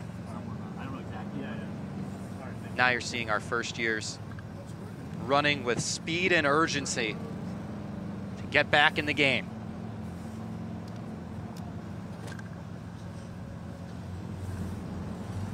Junior class still in the lead here. You're looking at Henry Liguicoda. Henry, mechanical engineering major with a minor in computer science. Currently teaching himself French and Portuguese. Do I respect that? Taking the time to educate yourself on your own time, learn more new things. It's easy to, on your own time, just want to sit back and relax. Henry over here is learning 2 new languages and running in the Hudson Relays on a Saturday morning as well. This person didn't cross the street. Favorite thing about Case is the access to ThinkBox. ThinkBox, if you haven't heard, is just the ultimate innovation center on campus. It is, there's nothing like it. It's a huge selling point for a lot of our engineering and STEM-minded students. The theme of ThinkBox is to help dreamers do. 7-story building, 50,000 square feet. It's a makerspace, entrepreneurship ecosystem, thousands of visitors every year. You can just walk in at no cost. It's fascinating to see the different equipment and technology that's there and what you can do in there. It's really boundless. As far as your imagination goes, you can make that happen at ThinkBox.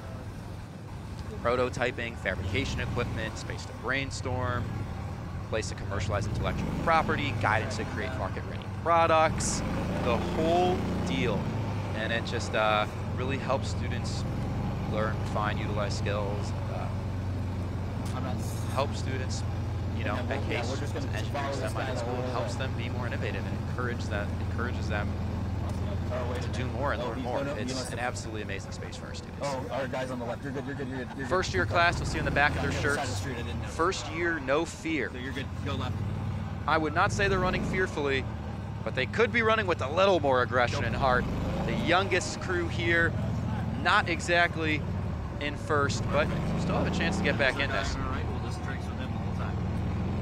It's pretty quick, so I imagine. You'll see in the background of the shot of the junior class, Village House 3.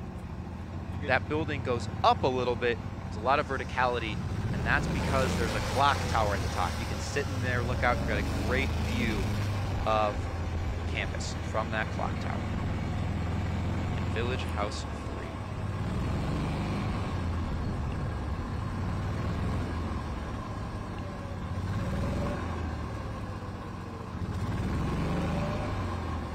Look now again at the first year class.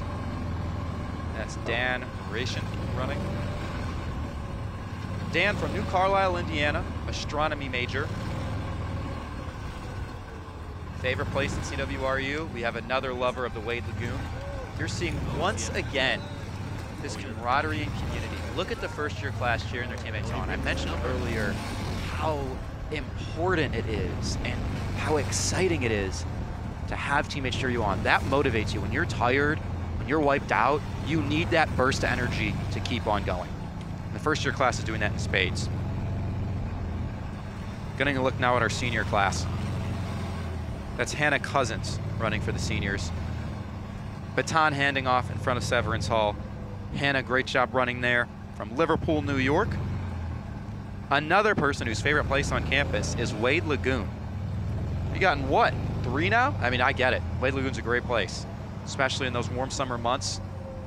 Right around, sooner or later, it'll get very warm. It'll be full of students and full of life there. Hannah handed off the baton to Ray Dwyer, number 26 in the senior class. Now, we're going back a little bit. Sophomores are a little bit behind the seniors. You're looking at Jocelyn Schechter now for the sophomore class. Pass, and then we'll just use this drive. Just use this drive. And now you're seeing the alumni a little bit behind the rest of those classes. But you're sensing some real urgency on this run here. That's Neil He for the alumni, getting their class back in the game. You're seeing the senior class now running with the Peter B. Lewis building. You're seeing that scroll, that's different stocks. The different stocks are going on in that scroll all the time in the Peter B. Lewis building. Peter B. Lewis, of course, designed by the famous Frank Gehry. Frank Gehry, famous buildings include Spain's Guggenheim Museum, Walt Disney Concert Hall, Dancing House in Prague. Building itself was founded by Peter B. Lewis, who was named after, donated $36.9 million in 1999 to make PBL happen. That is $65 million today.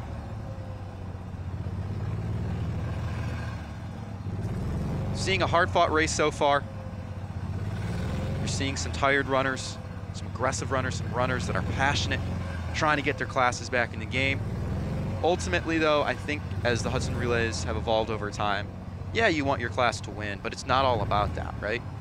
It's about the campus coming together, and I think that's what's important, right? It's not about, oh, this year it was the juniors, this year it was the sophomores, this year it was the alumni. The Hudson Relays are about saying, hey, we are one community, we're one campus, we may be in all sorts of different buildings, we may be spread out over a wide campus, but we are here and we have each other. And that's what's so beautiful. I think when we had our virtual Hudsons and when we had our shortened Hudsons, you could get a taste of that. But seeing now the entire campus community back, it really is heartwarming. It really is. You're seeing how much people care and how much community matters to the people here. This is something, again, been going on for 114 years. This better never end. It's a special day. It culminates Legacy Week. We've honored CWRU history all week long. And today, the Legacy Week ends with our oldest program tradition on our campus, the Hudson Relays. Following the Hudson Relays today, the excitement does not end for our students. This is, I would say, the weekend that students look forward to more than any other.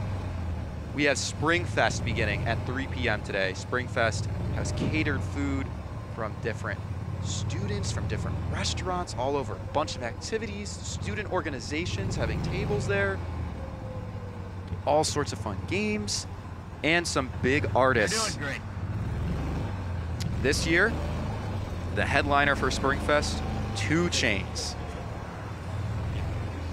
2 Chainz, one of the bigger names that we've gotten in Spring Fest in recent years. It's very exciting to have him on campus. The community is very, very energized.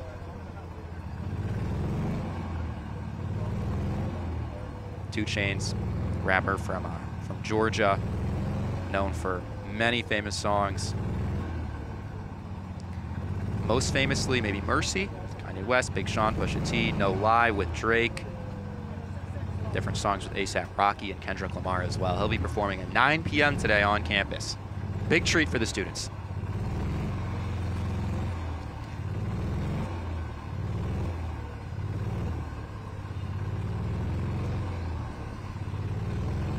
Seeing some fatigue from the junior class now. Still maintaining that lead though.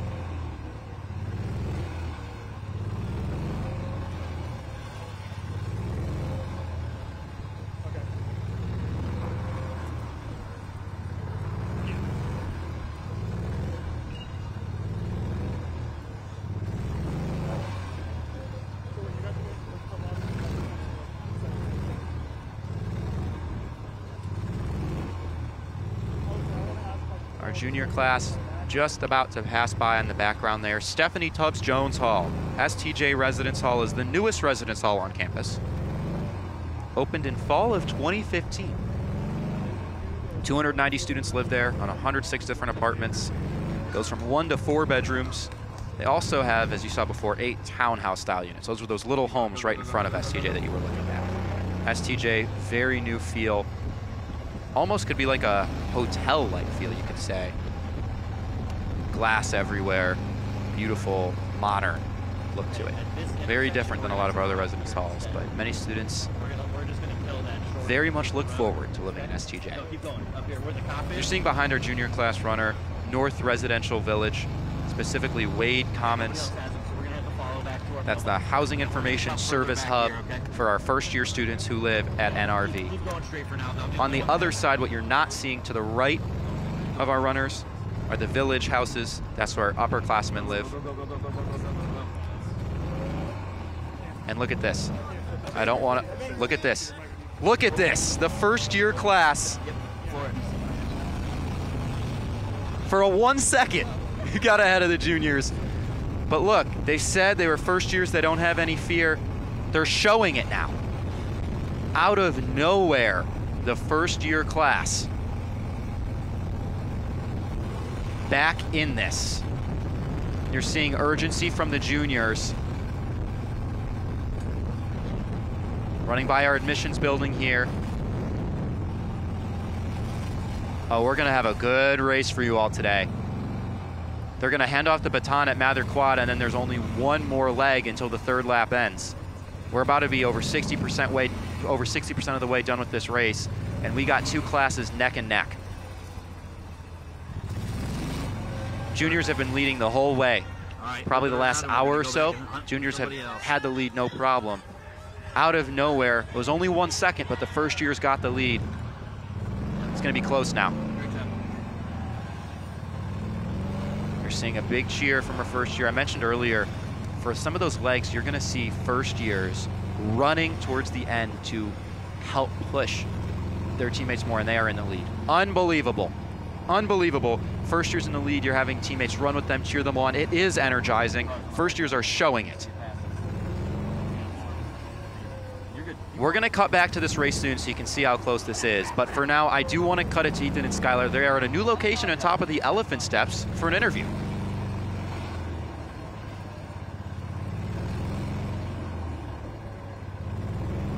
up here at the top of the Elephant Stairs after walking about for 45 minutes. I'm already breaking into a sweat, but we're here with two fellow runners. Runners, please introduce yourself. I'm Izzy. I'm a master's student. I'm Joe. I graduated. Wonderful. Hey, well, we're very happy to have the both of you up here. So our first question is, if you could give any of us current undergraduate students any advice, what would you give? What would be the first piece of advice you'd give us? Oh, don't. Just relax. Just relax. I guess just keep on going. I feel like at this point in time, like you're so close to graduation, you kind of just want to be like, do I have to do that last homework assignment? But just keep on going. You're almost there, and it'll be over soon. What would you say is like one of the key things you've learned in your time at Case Western as a student, as a person? Honestly, just to keep on going, even if you fail the first time, especially in graduate school. There's been a lot of times where I've done something like homework, done it correctly or incorrectly the first time, and then I've just had to do it a lot more times. So just kind of learning that even if I do it wrong the first time and my professor's like, oh, you kind of did this wrong, and it might be embarrassing, just do it again, work with them, and make sure that you know what you're doing. Try everything once. You never know what you're going to like. You never know what friends you're going to make. And this is the chance you get to try things. You don't really get that chance after college. And just sort of what brings you here? What inspired you to run for the Hudson Relays today? I was in town. The seniors lost last year, and I'm still mad about it. So trying to win today, but we'll see. And then who would you like to give a special shout out to? Jackson, if you're watching this, please pray for me for my next. Yeah. If anyone from 1541 is seeing me, how's it going? I'm losing. Well, and you know what? Hey, I want to shout out my mom, Chris Deemer, while we're doing this. Shout out to Kim Nino. She did a great job. Hey, she did an all right job. All right. Well, yeah. Thank you. It's been great getting to chat with you. Thank you.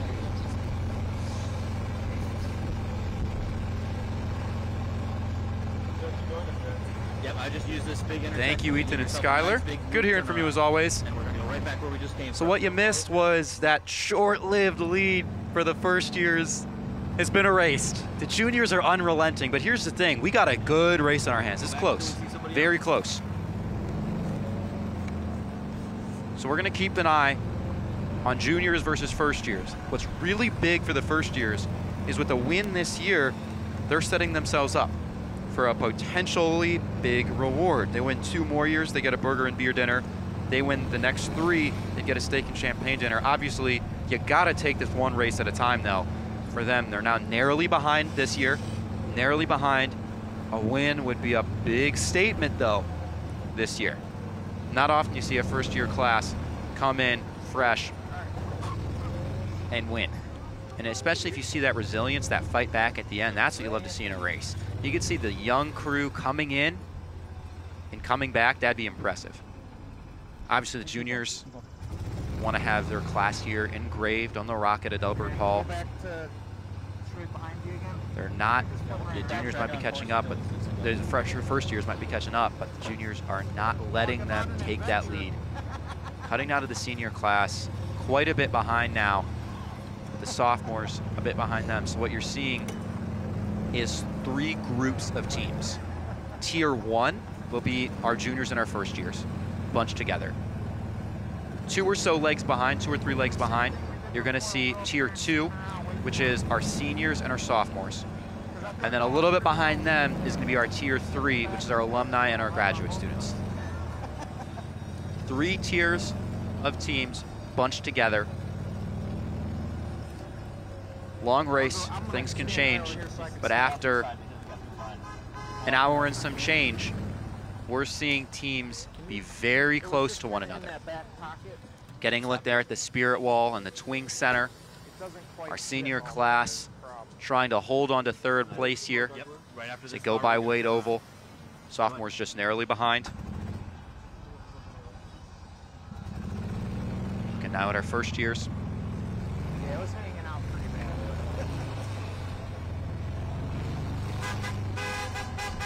You also may see more cherry blossoms on campus. It is that time of year in the spring, cherry blossoms. Beautiful, beautiful trees, as the name indicates. A cherry colored, pinkish red. Probably one of the most beautiful flowers you can see on trees. most notably they're in Washington, D.C. around all those monuments. That's where you really likely would have heard of those cherry blossoms. Neck and neck now. Those tier 2 teams, seniors, sophomores, right there all in one. They're entering the engineering quad, both looking to finish lap 3 strong. Everyone watching. Alumni here in 5th place. As I said, they're part of that tier 3 group, a bit behind.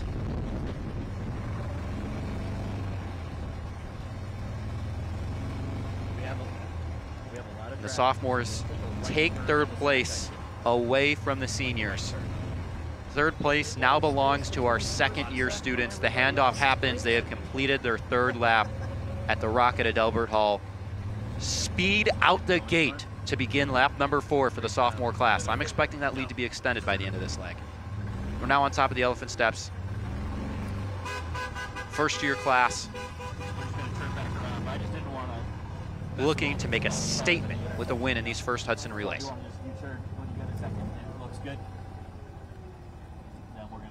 Getting a look now at the different dorms for our 2nd-year students at the top of the hill. Yeah, unless it's the leaders, let's just avoid this because it should become, there's so many cars, it's kind of hard to see. Years past had some funny instances on the race, on these Hudson Relays.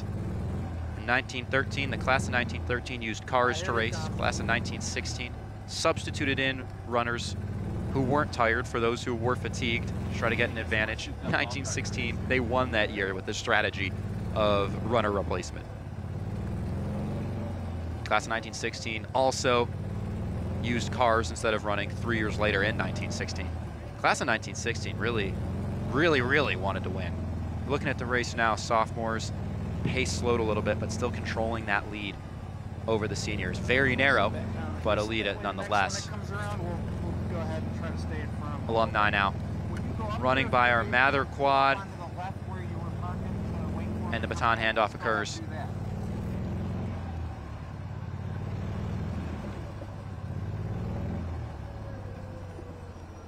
Yeah, I was going to see if the next one comes out before the leader comes back across. Our alumni runner running past Guilford House in the yellow there. Guilford House, built all the way in 1892, initially known as the Guilford Cottage. The Guilford House, if you mentally rewind 130 years, it is a 4-story cottage looking similar to what it does today, and there's nothing around it except for grass and trees. That's what existed on the Mather Quad in the 1890s. This cottage, this 4-story cottage, similar to the yellow Guilford House we see today, and around it is just nothing but grass.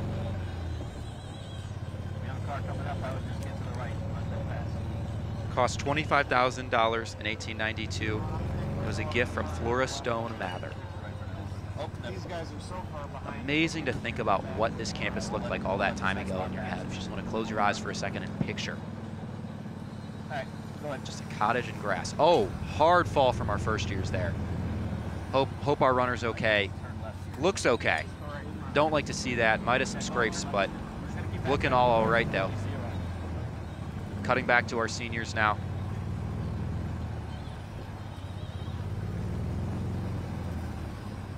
Good race on our hands this year. Competitive, tight, a lot of passion. And let's cut here to our alumni. Getting cheered on as they complete their 3rd leg, or 3rd lap, I should say. Alumni complete the 3rd lap. You're gonna see a theme. All the time, runners start out fast and speedy. You're seeing a really fast runner here for the alumni. But it doesn't always stay that way. It's hard to maintain that pace. You get tired and fatigued quickly. Sometimes it's better to not start off full-on sprinting and instead pace yourself a little bit. We're seeing now an area towards south side leading into Little Italy. It's an area we really didn't have much coverage of in years past. Just wonderful to get full access to south side of campus all the way towards Little Italy and be able to see that whole journey for our runners throughout this 26-mile race. Little Italy home to many restaurants. Some of our students mentioned as their favorite place on campus to be Algebra Tea House, where you can get tea. You're going to see they're going to run by Nora, a pretty fancy Italian restaurant. Coffee shop right across the street from it as well. Little Italy, chock full of great eats for our students.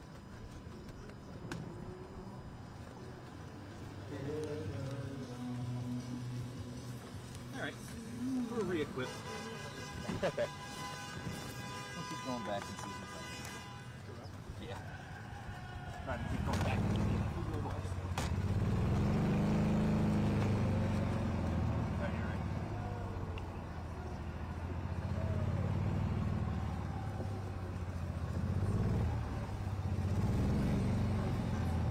Man, that great team is real far behind.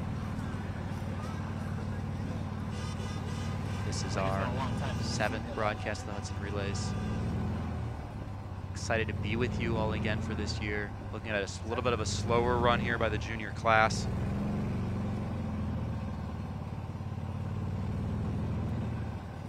And I think we might have missed it, but it looks like the first years are in the lead. It looks like the first years are in the lead. So we missed that, but the first years have taken charge of this race.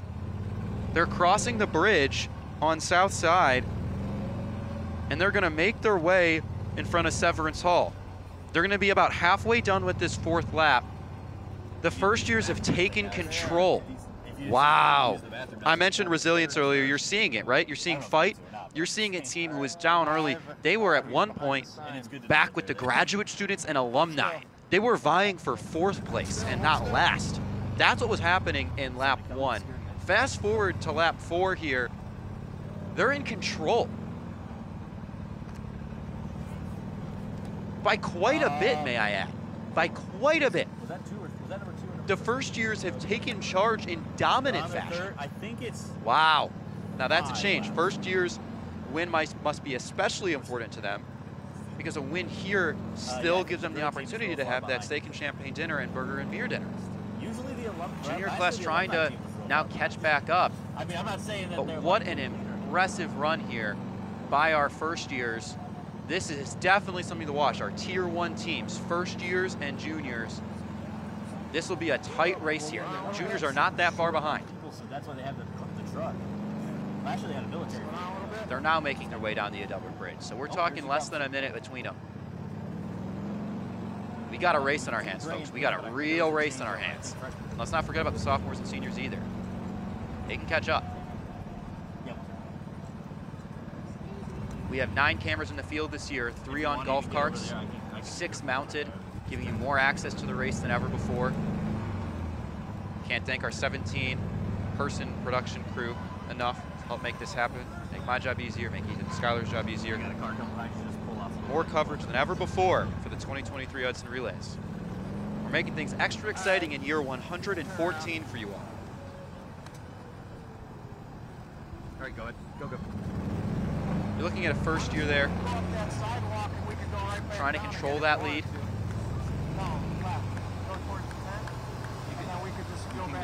And now you're looking here at what looks to be last place, rear of the race so far. That's our grad students. And the first year handoff occurs. Really impressive showing. A lot of fight from the first years. Ryan Wu hands it off to Zachary Solomon there. Now looking at Zachary Solomon running very quickly out the gate. Zachary from Massachusetts, mechanical and aerospace engineering student. Favorite thing about being a student here is the cooperative nature of the students here. That's something that really I don't think gets mentioned enough. For a school that is relatively high-ranked, for a school that's full of STEM students, I think it's easy to fall into the trap of being just competitive and not wanting to work with your fellow students. And through my time in undergrad here, I was continually surprised and impressed that students weren't competitive with one another that much. They didn't view it as a you versus me. It really was viewed as an us. There's a real camaraderie here that doesn't have to be the case at a school like this. So I really love that Zachary pointed that out. Zachary, just a first year and already noticing something that I think is really unique and special about the culture here at Case Western Reserve. Juniors with the handoff now. It's close. It's really close. I have a feeling we're going to be pretty down to the wire between these two. You can see it going either way. I think Zachary's going to be extending that lead for the first years, but it's a long race. It's a very long race. Trying to make up the distance right now for the junior class is Henry Liguicota.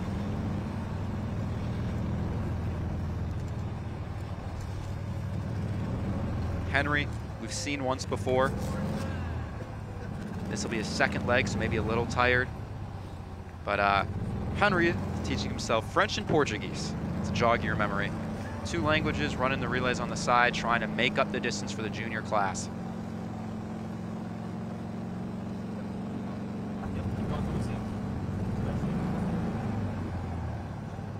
I mentioned earlier Guilford House. There it is, Guilford House in yellow. That's what Guilford Cottage used to be. So what you'll be looking at right now, all grass, no buildings, trees everywhere. That's what stood here when the Guilford House in 1892 was built. None of this. You've seen a lot of expansion on campus. You've seen a lot of growth and a lot of change.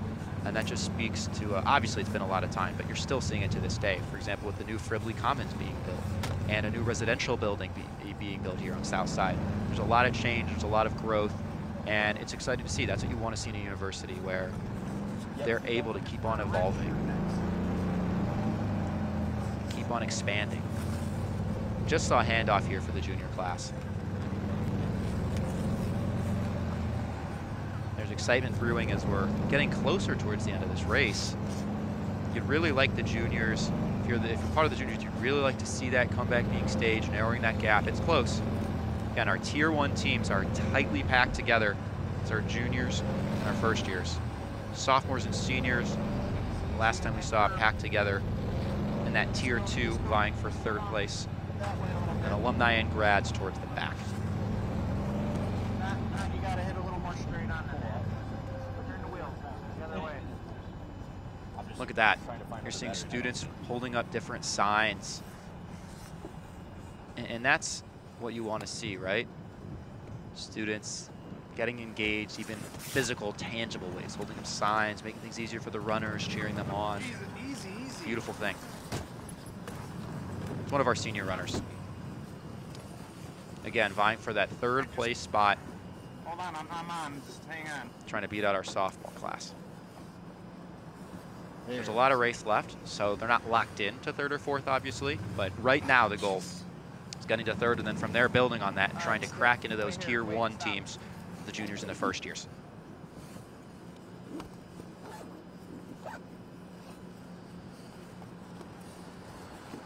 And now you're looking at the sophomores, who are now ahead of the senior class. The sophomores have a bit of a lead now. Seniors in 4th. Yeah, we'll chase him down just a second.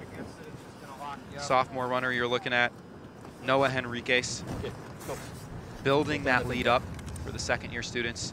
Noah's from Virginia, the major in psychology and computer science, and minors in chemistry and biology. Busy guy, 2 majors, 2 minors. Favorite extracurricular activities, boxing, writing, and baking. Noah can do it all. Hands the baton off now to Leo Allen, number 35 on the sophomore team. Leo from Fairport, New York, mechanical engineering major with a minor in computer science. Fun fact about him is he loves to juggle. Have a juggling club here. Maybe a part of that club. Seems like it'd be fitting. Also likes climbing as well. He wrote on here that he's a part of the climbing club. Look now at our senior class trying to make up some ground. They are lagging quite a bit behind the sophomores now. Seeing Leo for the sophomore class making some good time.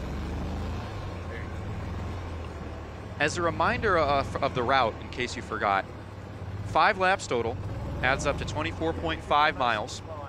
Starts at the Rock and Adelbert Hall, then goes towards South Side, towards Fribley, bottom of the Elephant Stairs, up to Carlton Commons, going up the Elephant Steps. Then from there, going to the top of Edge Hill at Overlook, and Leo's just about to pass off that baton to try to maintain that sophomore lead here over the senior class. Lead for 3rd place, I should say, but if they keep on running fast, they could crack in to that top 2 and maybe make some noise with the first years and the juniors. Back to the route coverage, though. After going from Edge Hill at Overlook, they'd be going back down to the Art Studio near South Side, then to the corner of Euclid and Adelbert. That would be right in front of Severance Hall by the quad, running back towards the north side of campus, past the Peter B. Lewis building, towards NRV, then around the North Residential Village, a little bit of a loop around it, towards the Mather Quads Clark Hall, and then after that, back to the Rock on campus. So that's the overall layout, that's the overall route. And the race ends after that 5th time, back at the Rock, the President's Lap occurs. That's when the class president of each respective year, also known as the team captain, will receive the baton at the Rock by Delbert Hall, run into the quad, up the north side, around the back, down the Strosacker side, to the Rock. And that is when the race ends. That's when the official time comes in. Target time for a lot of these classes will be around the 2-hour mark. Last year, the winning team ran 2 hours and 5 minutes. Right around there would be a good time for a class this year. Haven't been looking at this team too much because they've been a little bit in the back, but you were seeing the grad students there for a bit. First year's looking just excellent. They're making their way around North Residential Village. They're gonna do a handoff in a little bit, and then only one more handoff until the end of the 4th lap. You're seeing a lot of people accumulate now. As the race has been going on for some time, excitement is building. Very exciting. And you're seeing our grad students again, as I said before, a little bit behind. Shortcut route, running that diagonally for our grad students. That'll, once they reach the Rock, that'll conclude the 3rd lap. So they'll be on their 4th lap. We've seen years where the grad students are way behind, so they're still in this. They're not significantly behind, just somewhat. It's our senior class here. You're looking at Elizabeth Melton.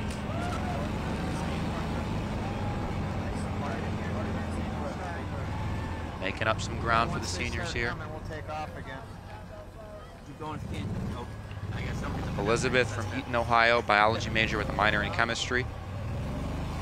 Favorite place at CWRU, Kelvin Smith Library. I think we finally found a favorite place that I can't say I also agree with.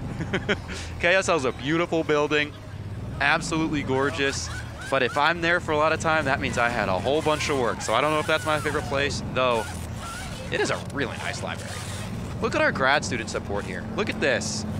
Running together. We've seen this multiple times from the grad students where, yeah, they may not be in first, but they're having a lot of fun just because they're running with one another, they're appreciating the time together, there's smiles all over their faces. I mean, look at that. What else can you ask for? That's just wonderful. Back to our leaders here. What a comeback. What a comeback. Late in the race, putting their best foot forward are those first years. Like stop by that, like right before we go into them. Senior class making good time though. You'll see them cross paths there. Seniors making all right time. Yep. Yep. Yep. Oh, go straight. Go straight. Go. Oh, double back. Sorry. Look at the first years running together once again. It's the grad students in the first years that show that camaraderie and excitement. Grad students are all smiles first year. First years have just a lot of cheering on of teammates, and that's just beautiful to see. You could tell there's a lot of fatigue at the end of that lap there. Really solid lap run by Reagan Manning, but she's gassed at the end. Handing it off now to Kaylin Smith. Kaylin Smith from Columbus, Ohio. Mechanical and aerospace engineering major. Favorite place? Mitchell's Ice Cream. Can't disagree with that one. The best ice cream out there. Right in Uptown, very convenient to all our students, especially as we get into those warmer weather days. It'll be packed at Mitchell's. Kaylin, a varsity swim team member here, so obviously in great shape, loves to exercise. Expect to see a steady pace from her as she makes her way past Tank and Twing, past the Kelvin Smith Library, to then get back to the Rock and complete the 4th lap for the first year students. Getting a look now at the alumni. He doesn't have the baton, he's not. A little bit behind.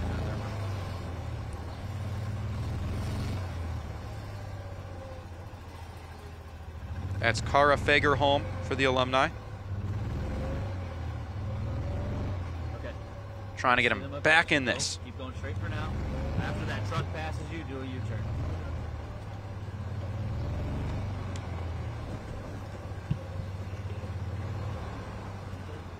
Handoff right by Severance Hall, crossing paths now with the first-year class looking to complete that fourth lap. They're looking really strong right now. First-year class taking control of this race. After this, they only have one lap to go. Go. One lap to go.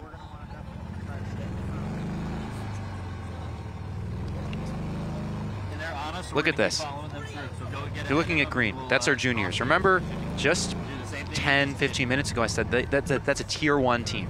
Tier 1 are the first years and the juniors. Look at that gap. The first years are about to complete their fourth lap. The juniors are still way back at North Residential Village. That's a big gap to make up with only one lap to go. And the last lap begins for the first-year class. Time is dwindling for the juniors. They've got to kick it into high gear and soon. Look at that grad student support still existing. I may have not been the nicest to them, saying a lot of times they are in the back, but this might be the best team camaraderie. They're going strong together. Doesn't matter if they're tired. Doesn't matter if they're winded. They're here and they're in it for one another. Alumni class now. Handoff occurred. Looking at Lynn Rollins for the alumni. And now the first years are running together too. It's that same theme. Grad students and alumni, or excuse me, grad students and first years have this sense of togetherness. Interestingly, one's in first, one's in last, but both these teams, you can just tell the energy is so high and the excitement is there. So each lap, on average, probably takes about 25 minutes to complete. So the first years are on their last lap here. Should take about 25 minutes to complete. Juniors haven't quite gotten to their last lap. There is time to make this up, but it's not going to be easy. The first years have fully taken control.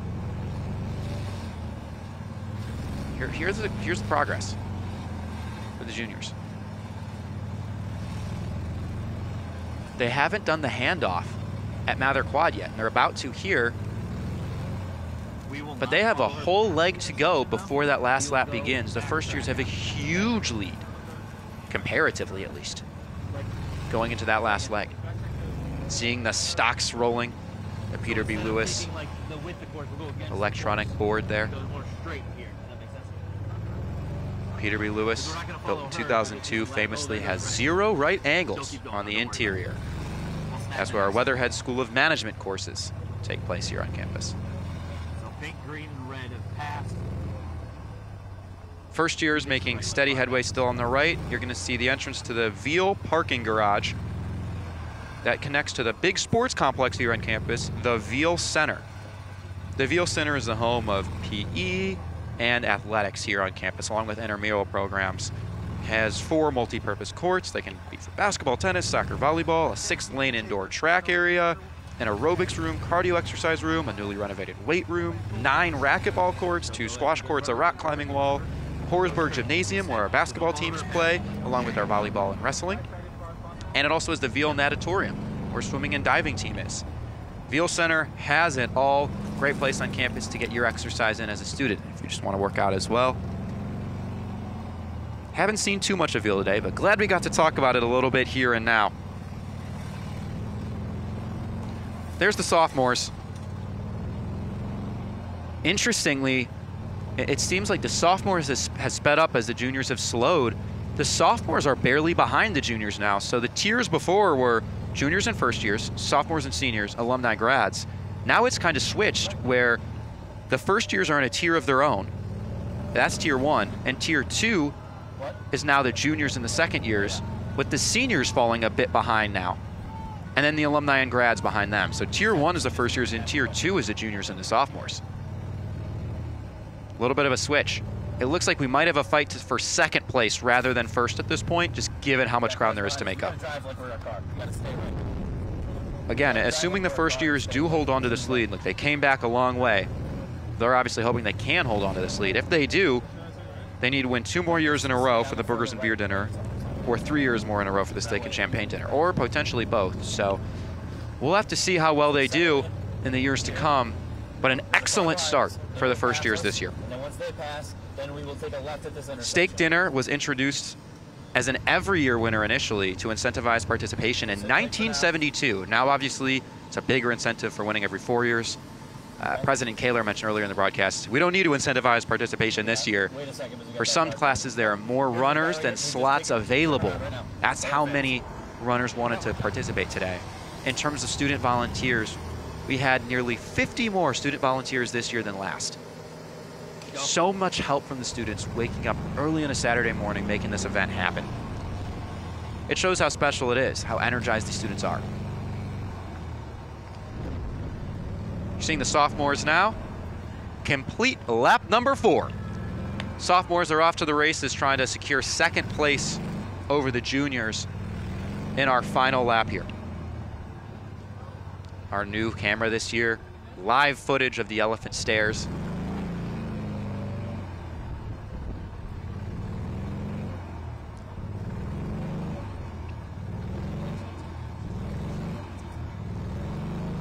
And that right there is our leader. The color shirt might not be correct, but don't get thrown off. This is our first year class leader. All the way up the elephant stairs, a solid lead as this last lap is progressing.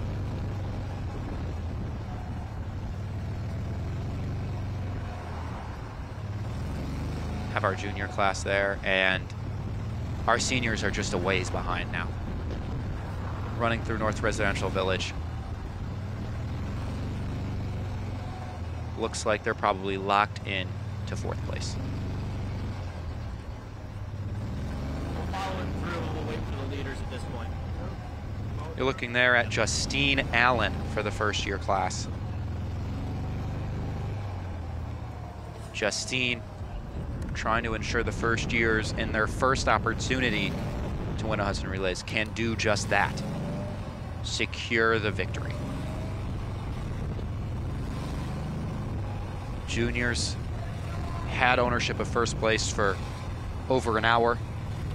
Now quite a bit ways behind that first year class. Hudson Relays, been here since 1910. Always has some significance. Initially was made to fill empty time on undergraduate day in 1910, then on spring day in 1922 through 40, campus day 1941 through 71, and today it culminates Legacy Week. Legacy Week made to honor the history of CWRU's campus, everyone coming together and celebrating what Crew was and what it is and how it's evolved and changed, whether it be in the lens of academics, administration, or student organizations. And it all ends in this race, the oldest program tradition in campus history. The first time in a long time we've seen so much of the university come together in this post-COVID landscape. And you're seeing the first years are tiring a little bit of a slower pace here. The sophomores also, as you saw in that last scene, were catching on the juniors. Sophomores and juniors are locked in for second, third. First year still ahead, but if the pace slows, they're not guaranteed first right now. They're ahead, but it's not by that much. And then the seniors a bit behind. Seniors trying to make headway here. You're looking at Sophie and Wamasa for the senior class.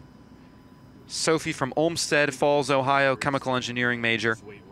Loves nature, likes bugs, likes being a part of the metro parks in Cleveland, loves being outdoors. So seems like maybe the conditions aren't great today. No problem for Sophie. This right here is a live look at a sophomore and junior opportunity.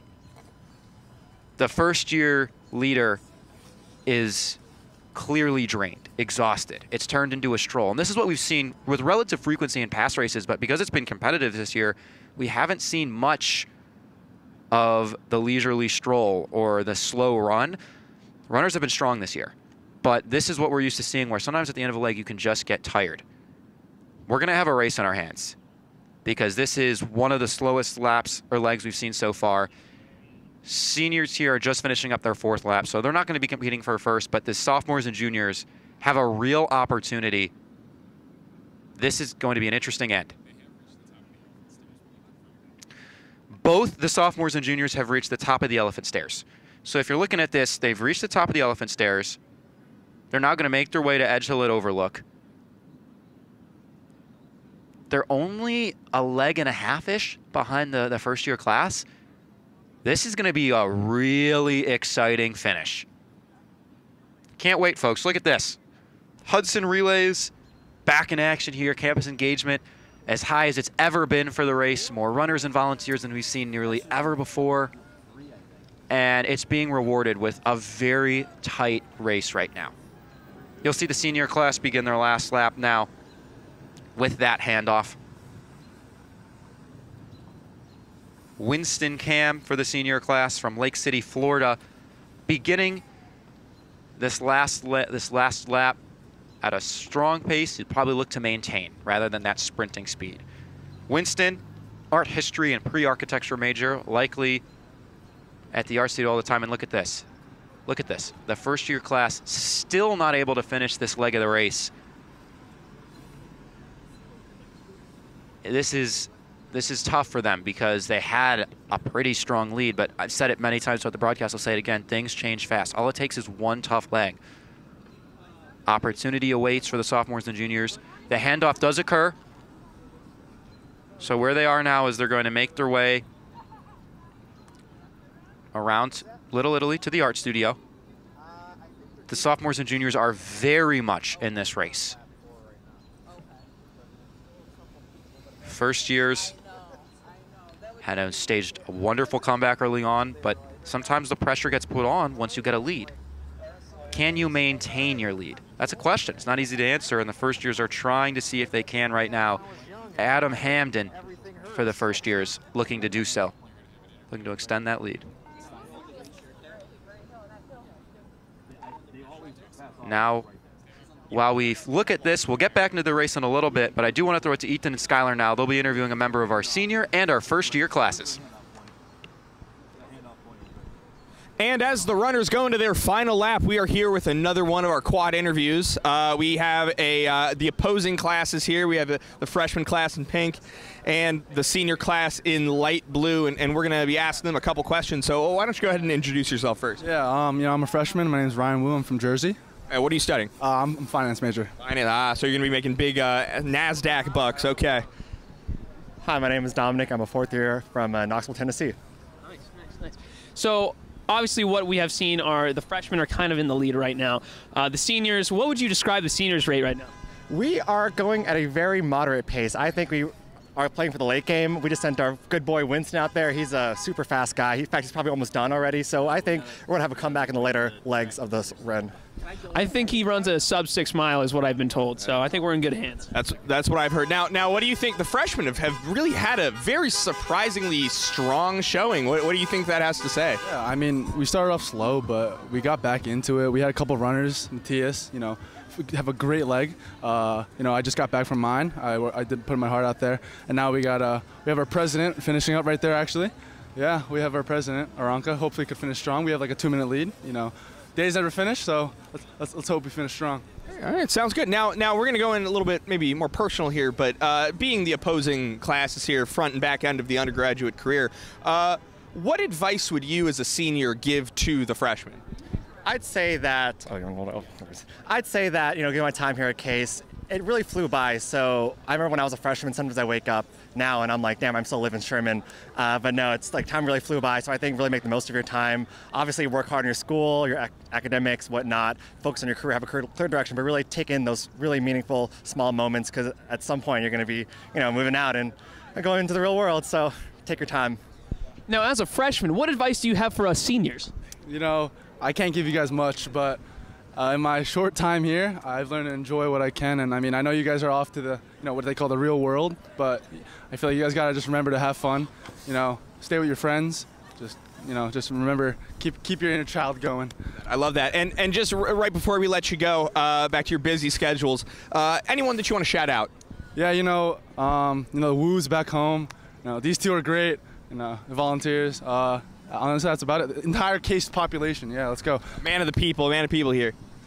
I want to shout out, obviously the senior class. We're going big and better places. I want to shout out my friends, Vishwadeep and Shreyas. We ran 28, 29, 30, so really just solid way to end of our 4 years here together at Case. And I think if I could shout out, just shout out my dad. We were talking about our moms. Shout out Sean Cobley for really getting up. And for me, shout out Kevin Deemer, my dad, and also my lovely girlfriend Hannah Barkman watching from back home. So, all right, hey, well, thank you both so much. It's been a pleasure getting to chat with you. Fantastic. Great talking.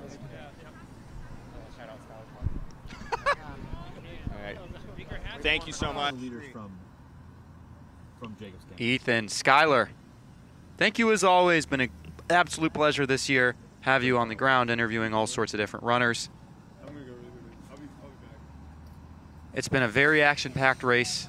It's going to stay as such till the very end. Really will. I love that interview, though, with Ethan and Skylar. We had a first year and a senior, and they answered in the most first year and senior way like possible. As our senior giving lots of advice, and our first year energizing fun. Look at this. You're looking at our sophomore class here again. Sophomores and juniors narrowly behind the first years. This man here had a hat on. You may see it's not on anymore. That's because of the pure speed on display here, along with the wind. That hat is gone. So you're going to see them cross the bridge here.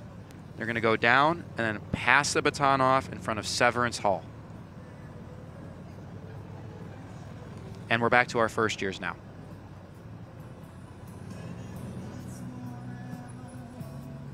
So our juniors are narrowly behind our sophomores now. The juniors just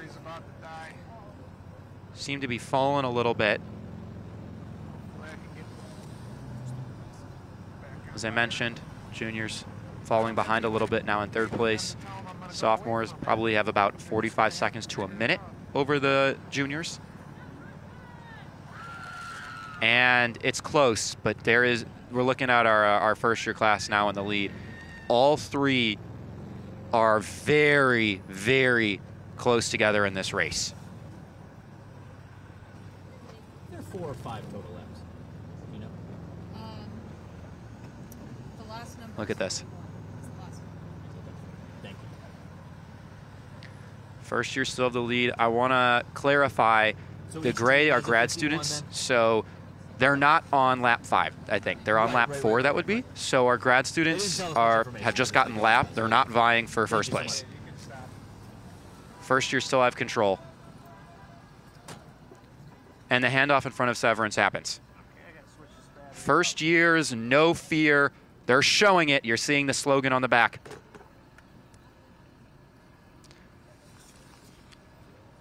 One person I want to take the time to remember right now is Doc Ock. Doc Ock, many years in the Hudson Relays, shirts would actually say thank you, Doc, on them in honor of Dr. Ignacio Ocasio. He passed away in 2005, but was a chemistry professor here on campus, mostly taught first-year students. He'd be very proud to see the class in first today. Just known to have an immeasurable passion for student life, both inside and outside of the classroom, and was a #1 fan of the relays. Remember, is always going to be lived on here with the Hudsons. Thank you, Doc. I mean, this is a tight race now, cutting back. Look at this. The sophomore handoff happens. Wow. This will be a race to the finish. The first years about to cross Mather Quad here. They're going to be handing off the baton in front of the PBL building. Juniors are a little bit behind. They're just crossing now. It's first years, sophomores, juniors. So this handoff is happening. Look at this. There's the juniors. So we probably got 20 seconds between each of these teams. This is a nail biter. This is one of the best. I've announced this for 5 years now. This is the best race yet. An absolute pleasure to be here with you all for our 114th annual Hudson Relays and our 7th broadcast of the relays. Absolute pleasure here. Our graduate student team has been lapped. Still going on strong. This is a team that has a lot of passion and camaraderie. We've seen it most from the first years and the grad students, just togetherness with those two classes. You're looking at Eileen Petros, class of 2022 undergrad, now a graduate student on campus who is finishing that lap up. And here's the sophomores. So first year's maintaining their lead, but this is anyone's game between those three classes. Sophomores also would really like to win this because with the win, they would be eligible for the burgers and beer dinner. They would have to win this year and then the next two, and then they'd be able to have the burgers and beer dinner. It looks like Eileen's going to be running 2 laps in a row here for the grad student class, so a little bit tiring. They're looking at our juniors, a little bit behind the sophomores from first to third. Come on, dude. Looks like they maybe front-loaded their best runners, whereas the sophomores or first years may have back-loaded them a bit more. Handoff occurring right across the street from PBL on our Mather quad. Yeah, we missed a couple. Let's go, let's go, let's go. We gotta act like we're in a hurry. These teams are fighting to be crowned champions and have their class year engraved in the rock at Adelbert Hall. Racers making their way down North Residential Village.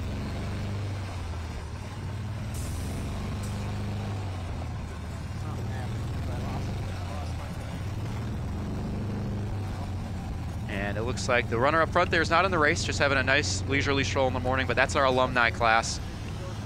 Looks like grad students are quite a ways behind everyone else here. But alumni is definitely in a solid fit. It seems like we're having some defined roles now, right? 6th are the grad students, 5th are the alumni, 4th are the seniors, but 1st through 3rd up for grabs.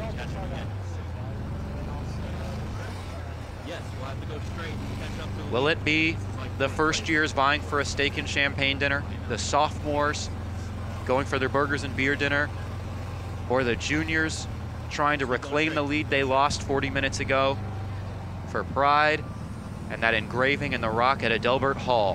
Who will be crowned the 2023 Hudson Relays champions?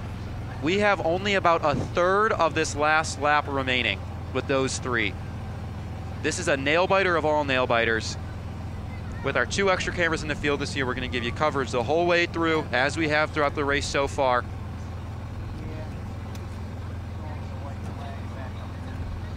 Can't ask for a more exciting race. Look at the Fribley Commons there. That's Fribley. Now you're seeing the elephant steps. Before then, Fribley, newly built, very modern look. Reopened about 2 or so years ago, and is a much more welcoming place now to our second-year students who go there for the dining halls and all the different rooms and such that are available. Our alumni are making their way up the elephant steps now.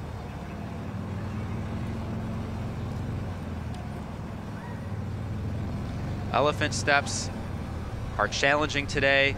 They're probably more challenging on a class day. You'll hear students living at the top of the, you'll see students who live at the top of the hill will very much complain and maybe even sometimes not even go to class if they really don't want to face the elephant steps, which we of course do not recommend. But these elephant stairs can be daunting for anyone who lives on top of them. They're a covered staircase, and they're known as the elephant stairs because they were built in 1968. Goal was to provide access to what at that point was new Carlton Road housing from the Murray Hill level. And the treads are so deep that students of average height will require 2 or even 3 steps per stair. Some students you'll see even use them for training, and will just run up and down at top speed just to try and get their steps in for the day. So some students might not want to go to class, others use it to just get exercise in. And if you're a runner, it's a really tough leg.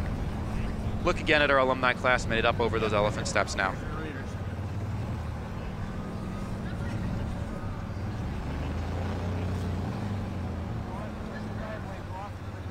And here's our first years. We're back. Looks like they're still in the lead.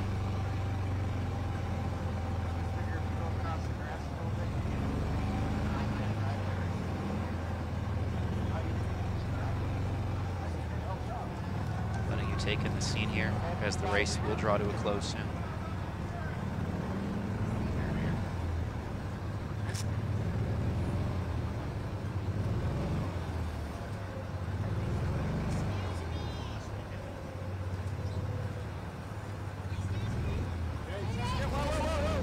Sounds of excited students in the background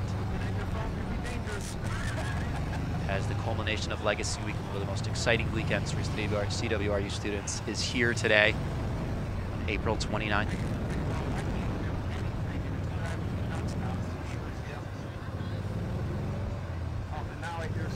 Back now to our senior class. A little bit behind. First years still have control, but we're close. It's very tight here. Down to the wire we are. The senior runner you're seeing now trying to finish strong for the team. That's Elizabeth Fielding for the senior class. Elizabeth from Rockville, Maryland, biology and sociology major with minors in chemistry. Favorite place at CWRU, yet another one who loves Wade Lagoon.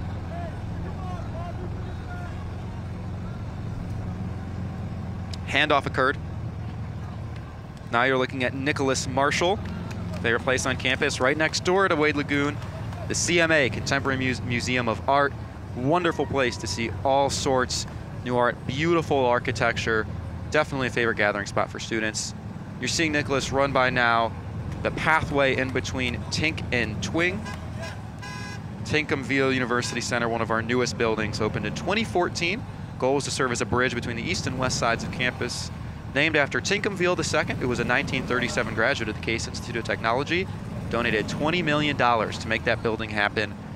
Very unique due to its modern look, floor-to-ceiling glass windows, open 24/7, eco-friendly, awarded Leadership in Engineering and Environmental Design Gold status from the U.S. Green Building Council.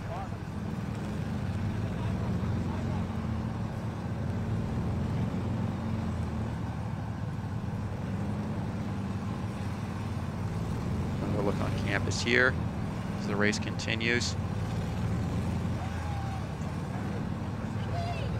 Having trouble seeing with all the colors in there, but it's like the first years are making their way upon this handoff. This is the last handoff before they get to the rock and the President's Lap will commence. And you're seeing the seniors run by, so they're quite a bit behind the first years. Where are we at with the sophomores and the juniors? Maybe we don't have camera views of them right now.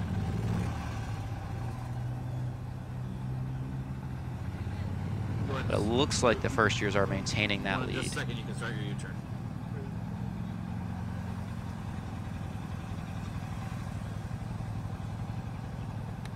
Okay, go ahead and start. And that's what you've been seeing all day from the first years, right? You've been seeing togetherness, running as a unit, running as a core, supporting one another. Even when they were down, you could see a burst of energy at the end of laps when people would start running with them. And you're seeing it again here. This helps. It matters. It helps energize you. And you're seeing the junior and sophomore runners at the front of your camera view here just eagerly awaiting the chance to be handed off the baton. But I'm not seeing those sophomore and junior runners right now. It looks like the first years in this last lap did extend their lead. Go ahead. You're looking right now at a class that is on the verge of victory. Reagan Manning looking to close out this race strong before the President's Lap for the first years. Sophomores are close, but I don't think they made up the ground. Turn around again. There's still a chance they could win this. It's not that far behind, but it would need to be an extremely fast end for the sophomore lap for the sophomore team to get the lead. And they've never led all day, the sophomore class. It's been all juniors, then first years. If the sophomores were to take a lead, it would be their first of the day, which would be very exciting. Reagan Manning, though, oh wow, what a sprint from the sophomores. Oh, they want to win. Wow. Off to the races. That's Nicholas Lendy. Lendy making a run. Reagan Manning is not having the pace of Nick. Nicholas Lendy, economics and classics major, absolute speedster. This had to be intentional. If he can maintain this pace, this is the fastest we've seen in a while. This could have been an intentional placement for a boost at the end by the sophomores. Wow, Nicholas Lendy runs track and field and has gone to the Junior Olympics. He is a track and field runner on the team. No wonder he looks so fast. He is losing some steam now, but this is a nail biter. Reagan Manning, Nicholas Lendy. So here's what's gonna happen. The race doesn't end at the rock because this is the last lap. Look at the whole first year class running together. Wow, that will help fuel Reagan. So they're gonna get to the rock. Then the class president of the respective class, also known as the team captain, will receive the baton. They're gonna then run into the quad, up the north side, around the back to the rock, down the Strosacker side. When they get to the rock, this ends. This is going to come down to the President's Lap. The Hudson Relays in 2023 will be fully based on how the presidents perform. Unbelievable. We're gonna see the sophomore president Brianna versus the freshman president Aranka Varsini to see who will win this. Brianna Nigamalu Kenta for the sophomores will be trying to finish this off, but we're looking now at Aranka Varsini, who's gonna do the president's lap.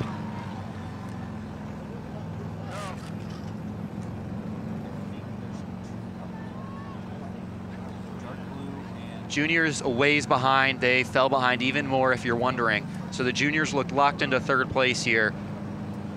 Disappointing finish for the junior class. They're just getting to they're just crossing, I should say, Euclid Avenue now to get to the quad. You're looking now, though, obviously at our first years, who it looks like are maintaining their lead. There you go. There's the junior look. Can't we just graduate already? Their slogan this year. Y'all got a year to go, but appreciate your time in school. You never get those 4 years back, junior class. Now let's cut back to the first years or the second years now. See the progress on that president's lap. Aranka versus Brianna for the champion this year, the Hudson Relays. This is Aranka from the first year class. The sophomores staged an incredible 49th leg. But is it enough? It was an incredible 49th leg. They were neck and neck with that first year class there. Now the juniors are starting their president's lap as well.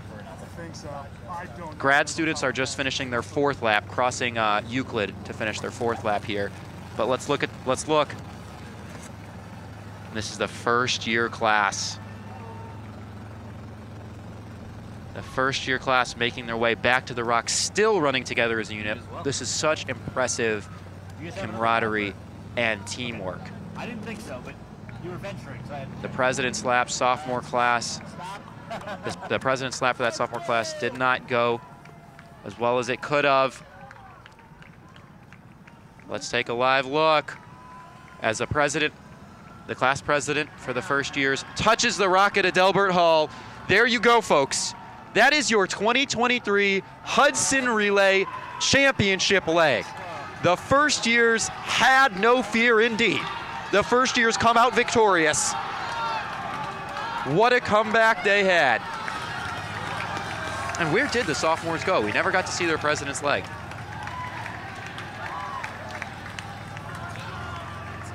We have not seen red. We don't know if they might have gotten mixed up with the route, but something happened. The sophomores don't even secure second place. Juniors get second, but hats off to our first year class here. Our first year class, no fear at all. At one point in this race, they were in last place. Our first year class in the first lap of this race was in last. They were fighting to be above the graduate students and alumni. They made their way up to fourth. Then they were in a tier 2 with our senior class. And then out of nowhere, they flew up, they overtook the junior class. The junior class could never recover. Our first years fought, and they have come out victorious. Just over 2 hours for the first years to finish this race this year. An excellent showing. No familiarity with the route or how this race works, but it doesn't matter. The first years fought, and they made it happen. They now have a chance, if they win the next 2 years, for a burger and beer dinner, and then if they win the next 3 years, a steak and champagne dinner. That means there's a chance that in 2026, they could get the steak and champagne dinner. If that does happen, again, we need 3 more wins for that to happen, and this was a close race.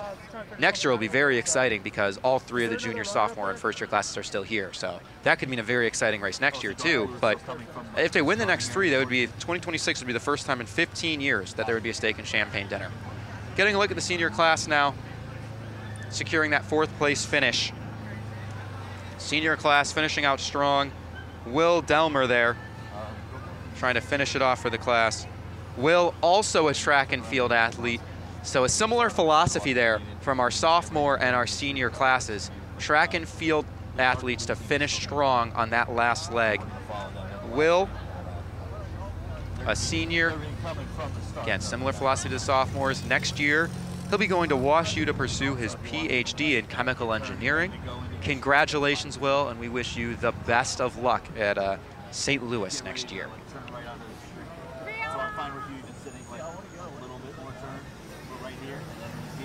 Look at this, the victory picture for our first year class. That was an impressive showing from our newbies here on campus. They made all the older classes show who was boss, and it's the newbies. President Kaler getting in the shot now in front of the rock at Adelbert Hall. Adelbert Hall, staff and administration building on campus. It is a registered historic building listed in the National Register. Look at this picture being taken, all the applause. I'll let you take this in.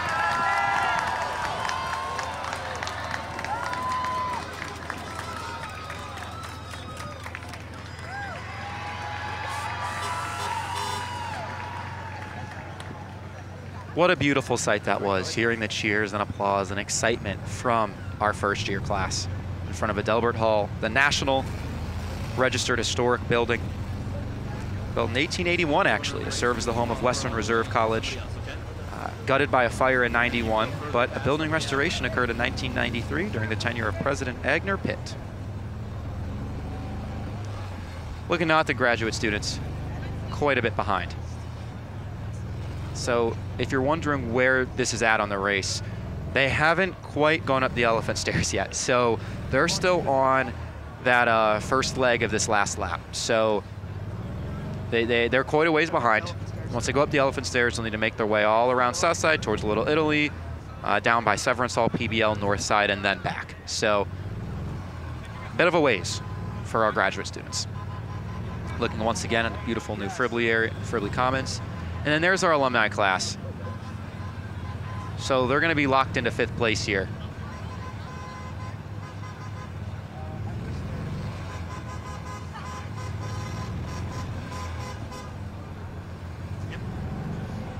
Hudson Relays this year, one of the most exciting we've seen in ages.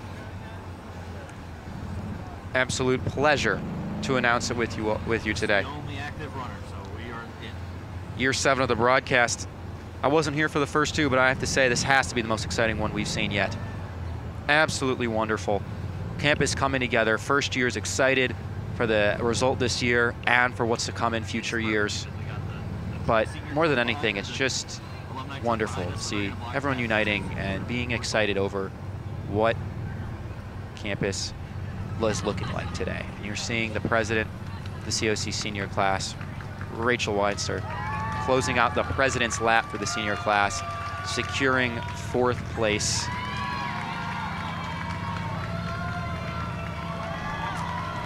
And happily touching the rock at Adelbert.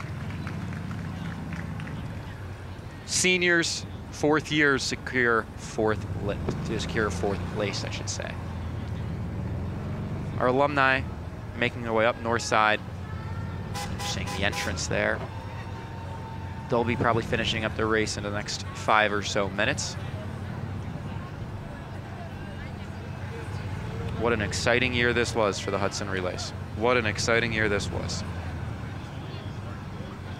Initially, Hudson Relays had a unique purpose of students carrying a message from the mayor of the village of Hudson to Western Reserve University president when the route went from Hudson to Case Western Reserve. Message is being held and carried over. Now, it's not a message, but a baton. Baton signifying who's running in the race, who's competing for their teams. Now you're seeing the alumni do just that. Run, finish up this race strong for our 5th place team.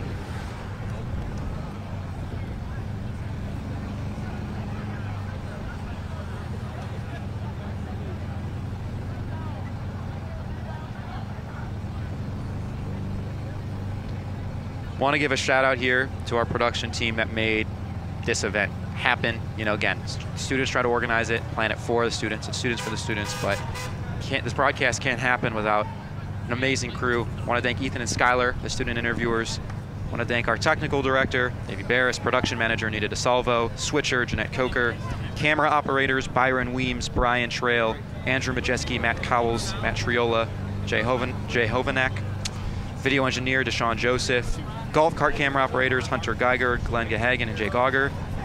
Grab that. Rachel Stegman is a golf cart driver, along with all of our other COC staff that served as golf cart drivers today. Again, this really could not happen without everyone, and it is difficult to make this event happen given how much of campus we're covering. At this point, I want to throw it back to Ethan and Skylar for an interesting interview with our champions.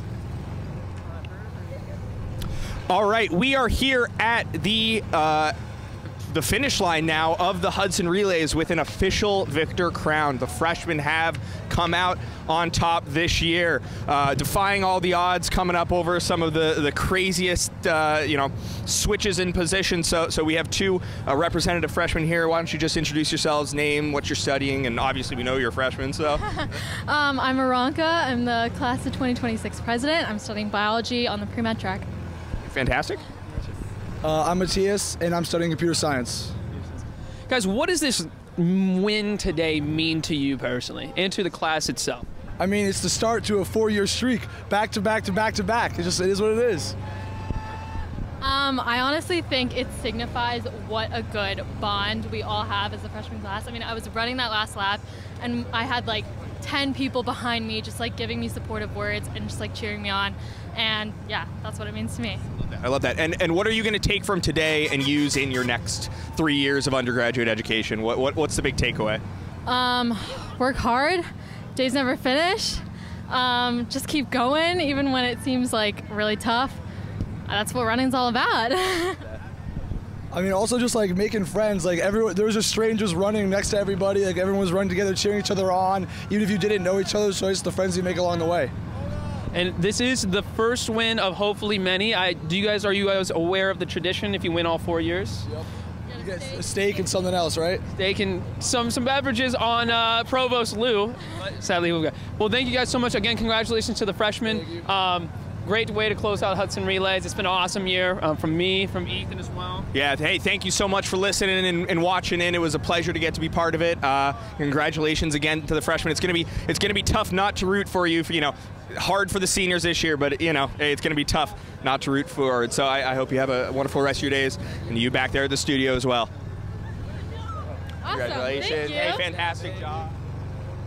Thank you, Skylar. Great to have Ethan and Skylar closing out our interviews. They were excellent correspondents today. It was great to hear from them. Aranka and Matthias, obviously, were excited to win, but what I loved most hearing from them was what the Hudson Relays was really about. Yeah, they mentioned their win, and they mentioned the 4-year streak and the tradition, because it's important. But they mentioned, Aranka mentioned 10 people running with her in the final lap. Matthias mentioned random people running with them along the route. And that's what the relays are about, right? Matthias said it best. He said it's people you meet along the way, and it's true. This builds a sense of community. You can tell, just in that example there, those 2 first years feel so much closer to their class than they did. As an aside, boy, does it make me feel old. Class of 2026? And I was class of 22, and hearing class of 2026 for colleges, it doesn't sit right with me, I swear. I guess I'm still in my head. Can't believe I'm an alum now at this point. Speaking of being an alum, we have our alumni class running around. I think I mistook where they were at before. I thought they were at a different place in the race, so seems like they're a little bit further off than I initially thought. Yeah, but it looks like they're coming by Stephanie Tubbs-Jones now, which means that they still have a little bit to go. Our grad students a bit more behind. These are the 2 classes that have not finished yet. Grads way behind. Okay, so we were just at Stephanie Tubbs-Jones on north side. That means there's about 2 legs left for our alumni. For our grad students, they're still up by Little Italy. They have about 2/3 of this last lap remaining. So a ways to go for our grad students as the undergraduate students, I should say, celebrate the completion of their class's event this year. Overall, it was definitely looked early that there could be some shaking of things up. Maybe the grad students or alumni could shake things up, but looks at like that they couldn't shake up the standings, they couldn't finish above one of those undergrad classes. The undergrad classes still reign supreme in the Hudson Relays, which has been the trend and tradition over the past few years. North Residential Village on the right there, you saw some benches around a new fire pit that was built, I think just about over a year or two ago. North Residential Village, you'll see a lot of first years like to circle around there and have that be a gathering place, particularly at night with the fire pit going on. Alumni now are going to be handing the baton off in front of Clark Hall on the Mather Quad, then going to the rock, and then completing that president's leg. Get on the sidewalk because that's where they're going to be. You don't need to follow the street. So if you get in front of him, that's okay.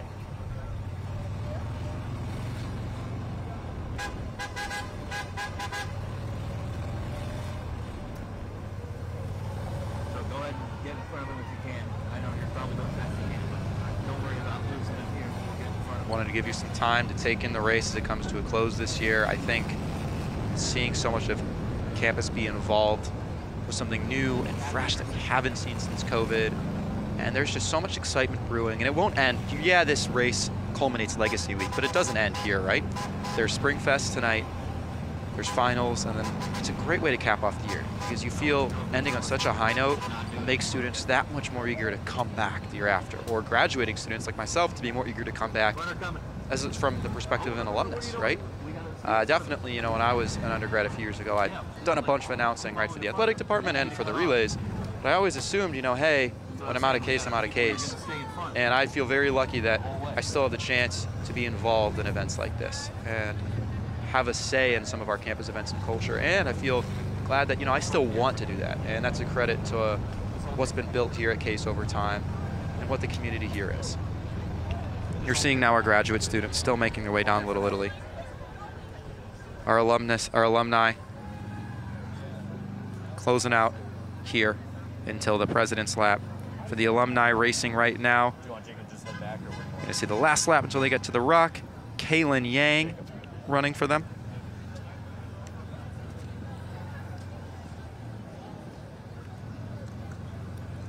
Aren't they on there last night?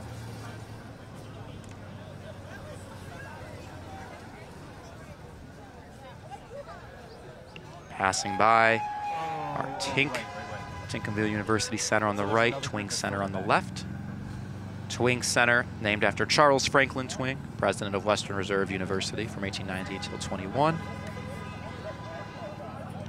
Twing, great student space, has places to hang out, food, has different expanded spaces and meeting rooms for programs, services, classes, activities, all that exists in Twing.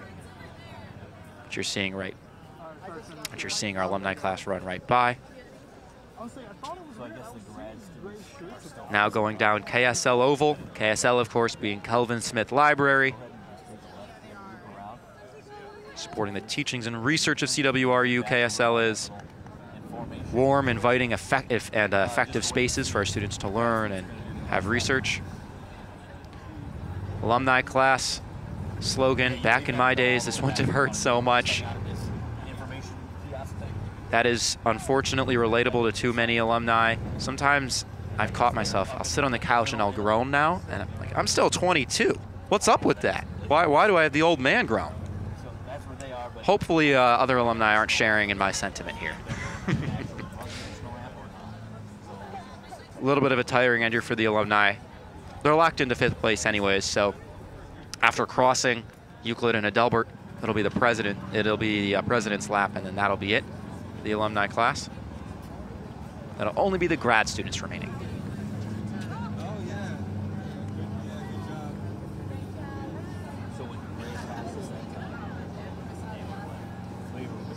There was fear of rain today. Luckily, not much rain actually did hit, making the race that much nicer. Everyone, and look, you're seeing Ethan and Skylar with one of our runners, Basil, walking back. Basil, great job running today. Ethan, Skylar, thank you. Doing such a great job on the ground. It's correspondence. Alumni class nearing the finish line here. The left, so you'll see some cherry blossoms here. Beautiful flowers all around campus in this springtime. On the left, the Amasa Stone Chapel. The right, the Delbert Hall. engineering quad, where everyone congregates for our Hudson Relay races.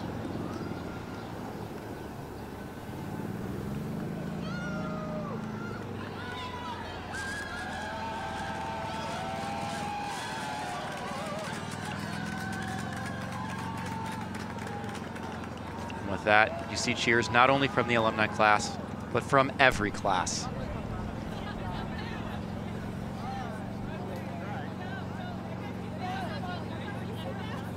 Listen to the students chattering excitedly here as the alumni complete their president's lap.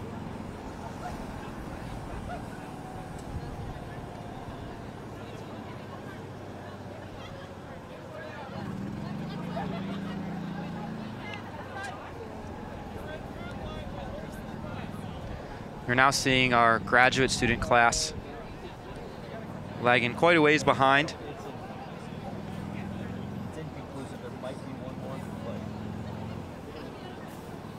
Now crossing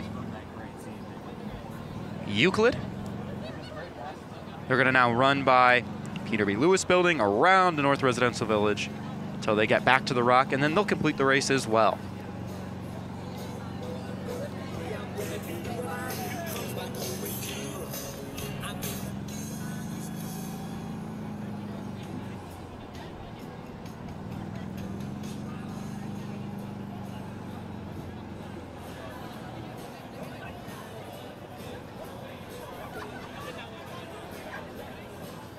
Seeing signs on the ground for all of our Greek life presence on campus. Around 1/4 of our campus involved in Greek life.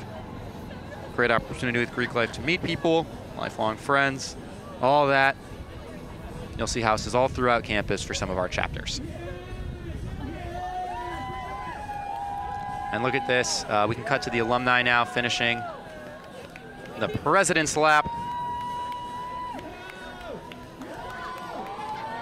President Martin Damandon is running the President's Lap for the alumni.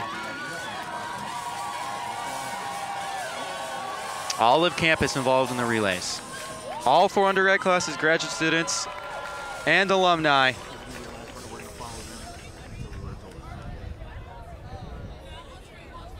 As my fellow older members of the community now finish up their race today. Grad students now making their way down Mather Quad. You're good right here. You're good right here.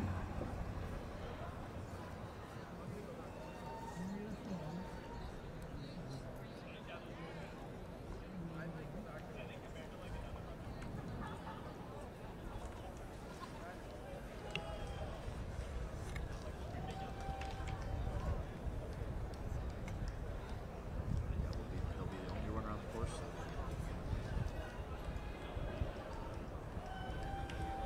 When you get to the intersection, get to the road because that's tough after this. Wanted to let you take in the sights and sounds. All right, go ahead. Some grad students pass the baton.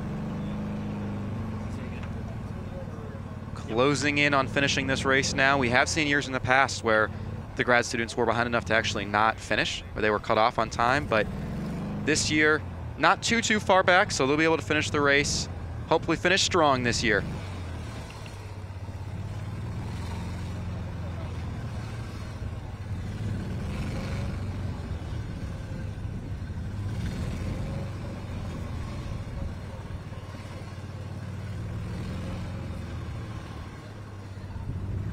This year for the relays certainly felt different than years past. COVID in 2020, we had a shortened relays in 2021, and then in 2022, because it just hadn't been around for the last 2 years, the campus involvement and excitement didn't seem to be quite as high. And this year, it's just unbelievable. Most volunteers in years, almost 50 more volunteers than we had last year. More runners than we've had maybe almost ever. Too many runners for some classes. Then there were slots available. Campus got behind this event this year, and not only this event, they also got behind Legacy Week in general. I've heard, rumblings from people around campus that Legacy Week felt different this year. There were way more events. There was much more to honor City of Your history, and students just cared more. Students were just more excited to have the chance. So go ahead and cross to celebrate what this university meant to them. And that's a beautiful thing to see. Absolutely beautiful.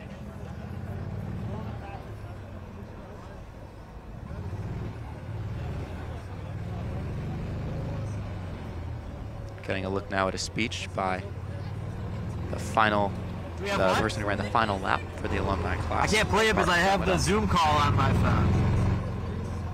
So I just sing for you instead. I can't wait to collaborate with you, but for now, it's off to the races. Try harder. Go runners, go. Sincerely, Suzanne Walkover. Yeah, Mark.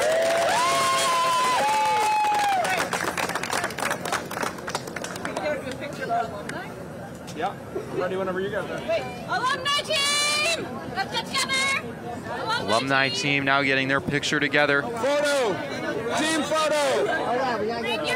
I think this year we saw a lot more camaraderie from the teams general than years past. It's very rare where you see different teammates from different classes running with one another, cheering each other on so aggressively. But this year, it was just occurring in spades. And it's really heartwarming to see. Really is. Seeing our first year dorms in the back, 4 stories high. All a similar look, so our first years have that similar experience together at North Residential Village.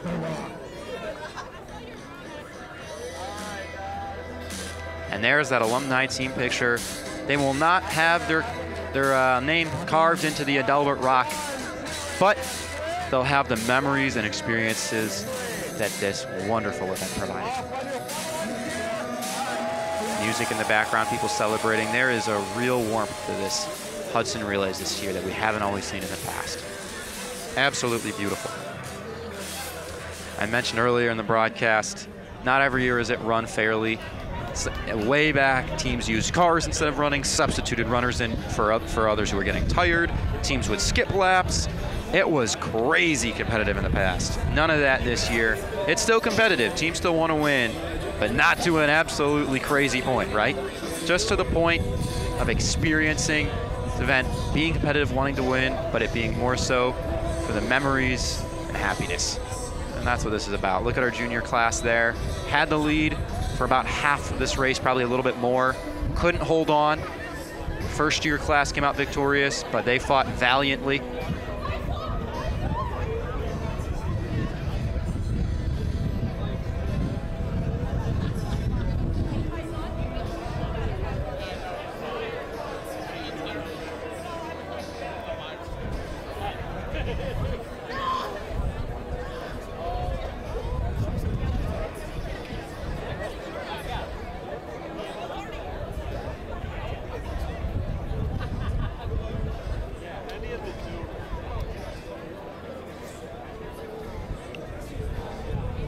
Taking a look at the graduate class again.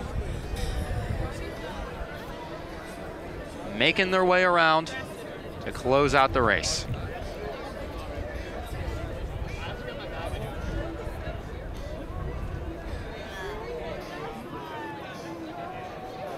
Upon their finishing, this race will conclude.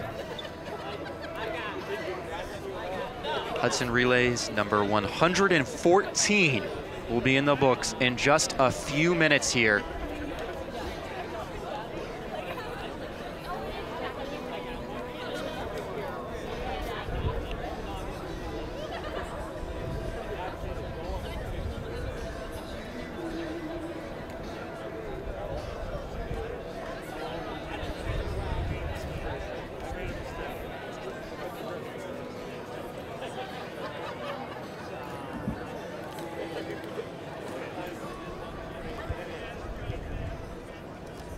Haven't mentioned this area too much yet, but what the grad students are running by is our version of a mini fraternity row here on campus. We have sororities and fraternities, including Delta Tau Delta, Alpha Phi, all living right next to one another, right next door to North Residential Village, where our first year housing is. Look at the cute doggo. Hey, we needed a close-up of that earlier. There we go. After you're tired after a long race, what else would energize you more than a cute doggo like that? Impressive for a dog to be around so many people and not be intimidated at all.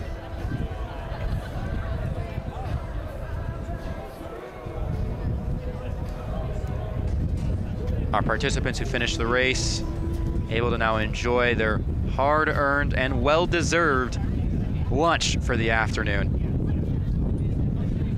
Catered in by the Class Officer Collective, COC, of course, the organization that puts together the Hudson Relays every year. I have to give a huge thank you to the Class Officer Collective team for asking me to announce once again. Very, very honored and grateful to be back again, and I want to thank them also for putting this event together. As I said many times today, this brings campus together like nothing else. It culminates Legacy Week in an incredible way, and it's a day that every student looks forward to, no matter if you have finals coming up, things to study for, and you're just crazy busy. This day is exciting for everyone if you're a CWRU student. Especially exciting this year, obviously, with Springfest coming up later today. 2 Chainz, the headliner. One of the more famous headliners in recent years. Students will definitely be excited to see 2 Chainz perform live. 9 p.m. tonight.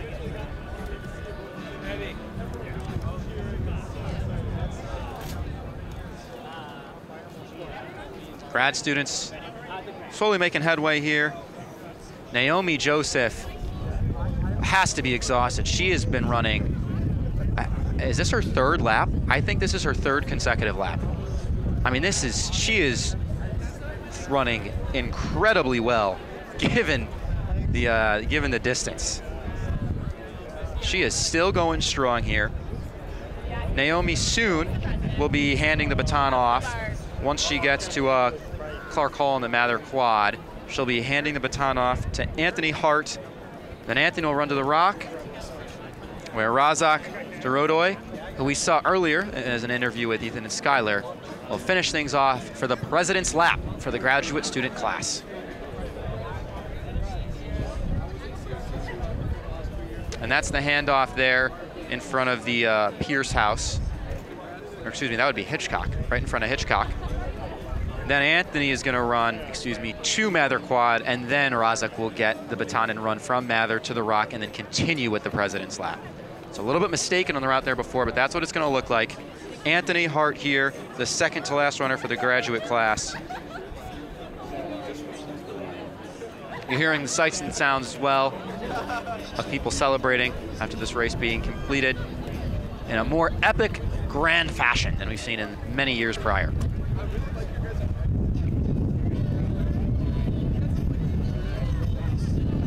There's Vice President Lou Stark. We want to wish him the absolute best as he embarks on a new journey, that of retirement, starting in just about a month. Vice President Stark been with the university for 10 years, worked for many other universities, a massive advocate for student participation and leadership. Definitely someone who loves engaging with the students and seeing the students be excited and happy. President Kaler, Associate Vice President Gerda, also still here and present. They want to see the race till it is completed. And I've mentioned his name many times throughout the broadcast today. That is the Rock for Doc, Dr. Ignacio Ocasio, also known as Doc Ock. I've mentioned him multiple times today. Shirts and Hudson Relays would often in the past say, "Thank you, Doc," on them. He passed away in 2005. Was a chemistry professor, mostly taught first-year students, but really cared about student life and student success inside and outside of the classroom more than anyone else. This is someone who was the #1 fan of the Relays and would have been so happy to see campus come together like this today. So thank you, Doc. Your spirit's remembered physically on the Rock near Adelbert Hall there, and also with our Relays from this year and all years to come. What you're seeing now is Razak Dorodoy finishing up for the grad students. This last lap will then lead to the President's Lap. And President Kaler is also now speaking with concluding speeches, which I will let you listen into now. Now,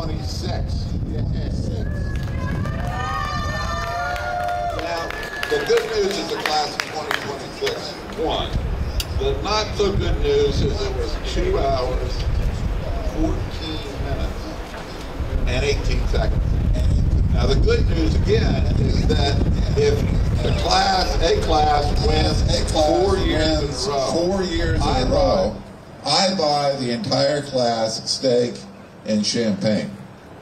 So you only have 3 more years to practice to get better than 2 hours and 14 minutes. So I look forward to that. Thank you everybody for taking part, and I invite the president of the winning class, Aranka Rosani, to come and receive the team medals.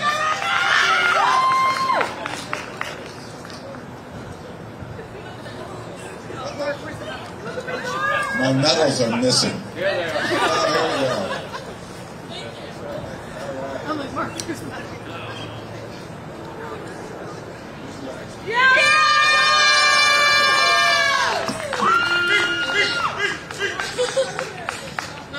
Just thank you to the entire freshman class. Your support this entire race has been radiating, and we all felt it. You guys running with me, you guys running with each other. I love it. I think we have such a great bond. And thank you guys for coming out and racing. Good job! Congratulations, everybody. I hope you enjoy the rest of the afternoon. Get a chance to spend some time at Springfest this evening, and that the rest of your classes and finals go well, and your summer is healthy and productive. Congratulations. And now we can cheer the grad students as they arrive.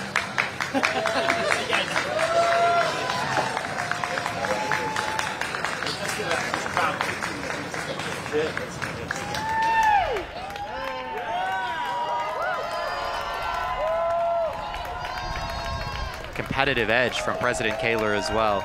2 hours, 14 minutes, not good enough in President Kaler's eyes. That is 9 minutes longer than the time last year, which is 2 minutes 5, or 2 hours, 5 minutes, I should say. And that is 14 minutes longer than it took for our original runners in 1910 to complete the race. It took them 2 hours and 1 minute. Getting a live look now at the grad students. The president's lap here. Razik definitely tired. It's been a long day for the graduate students. But they're about to finish up the race. At that point, Hudson Relays in 2023 will be concluded. It's wonderful to hear from President Kaler there.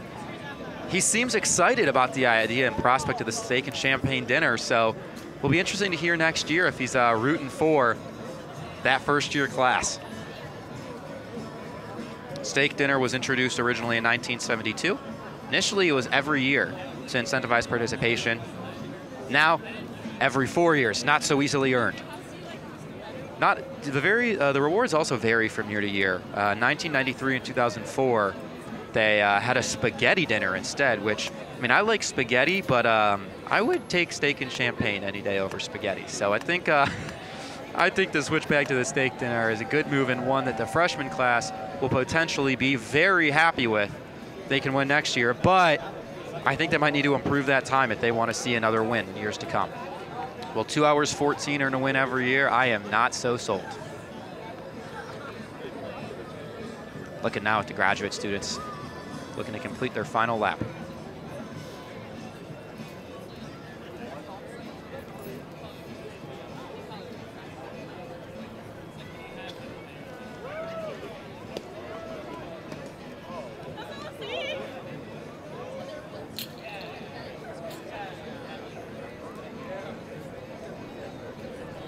It's a long run up and around that quad, especially when you already had a leg before this. It might look easy to sit here and watch and say, hey, run faster, do more, but this is a tiring race. There's a lot of running involved. It's a long day. Conditions aren't the nicest out there either.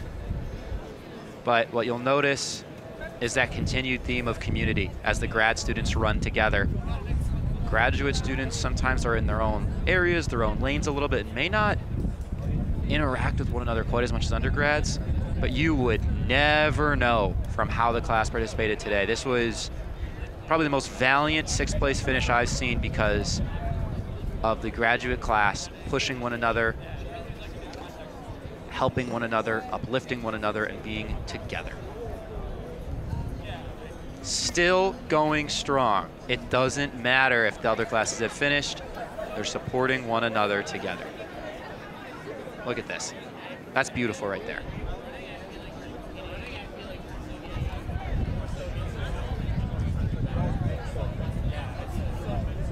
Behind them, you're seeing the Sears building on campus. Sears building, a lot of different university offices there, including accommodated testing, including career services. Some courses take place there as well, particularly some SAGES classes. Also have an Einstein Bagels in there, which was one of my favorite stops to go when I was an undergrad.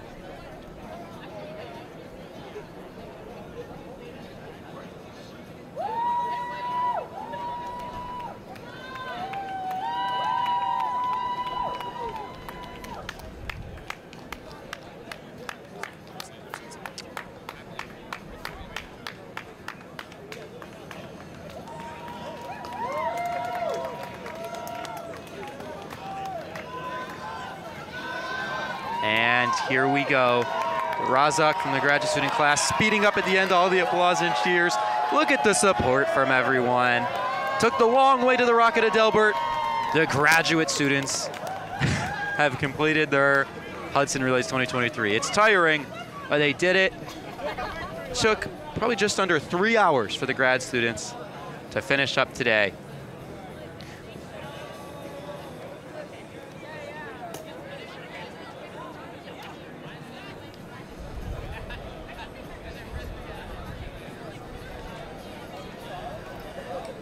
So we're going to stay on here for a little bit for the picture with the graduate student classes. There may be an additional medal ceremony, so please do stick around for that.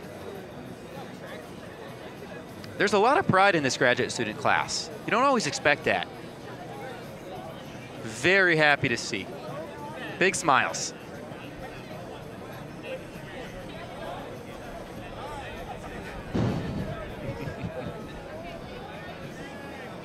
And the dab to cap it off. An exciting day for our grad students, along with our alumni and 4 undergraduate classes alike.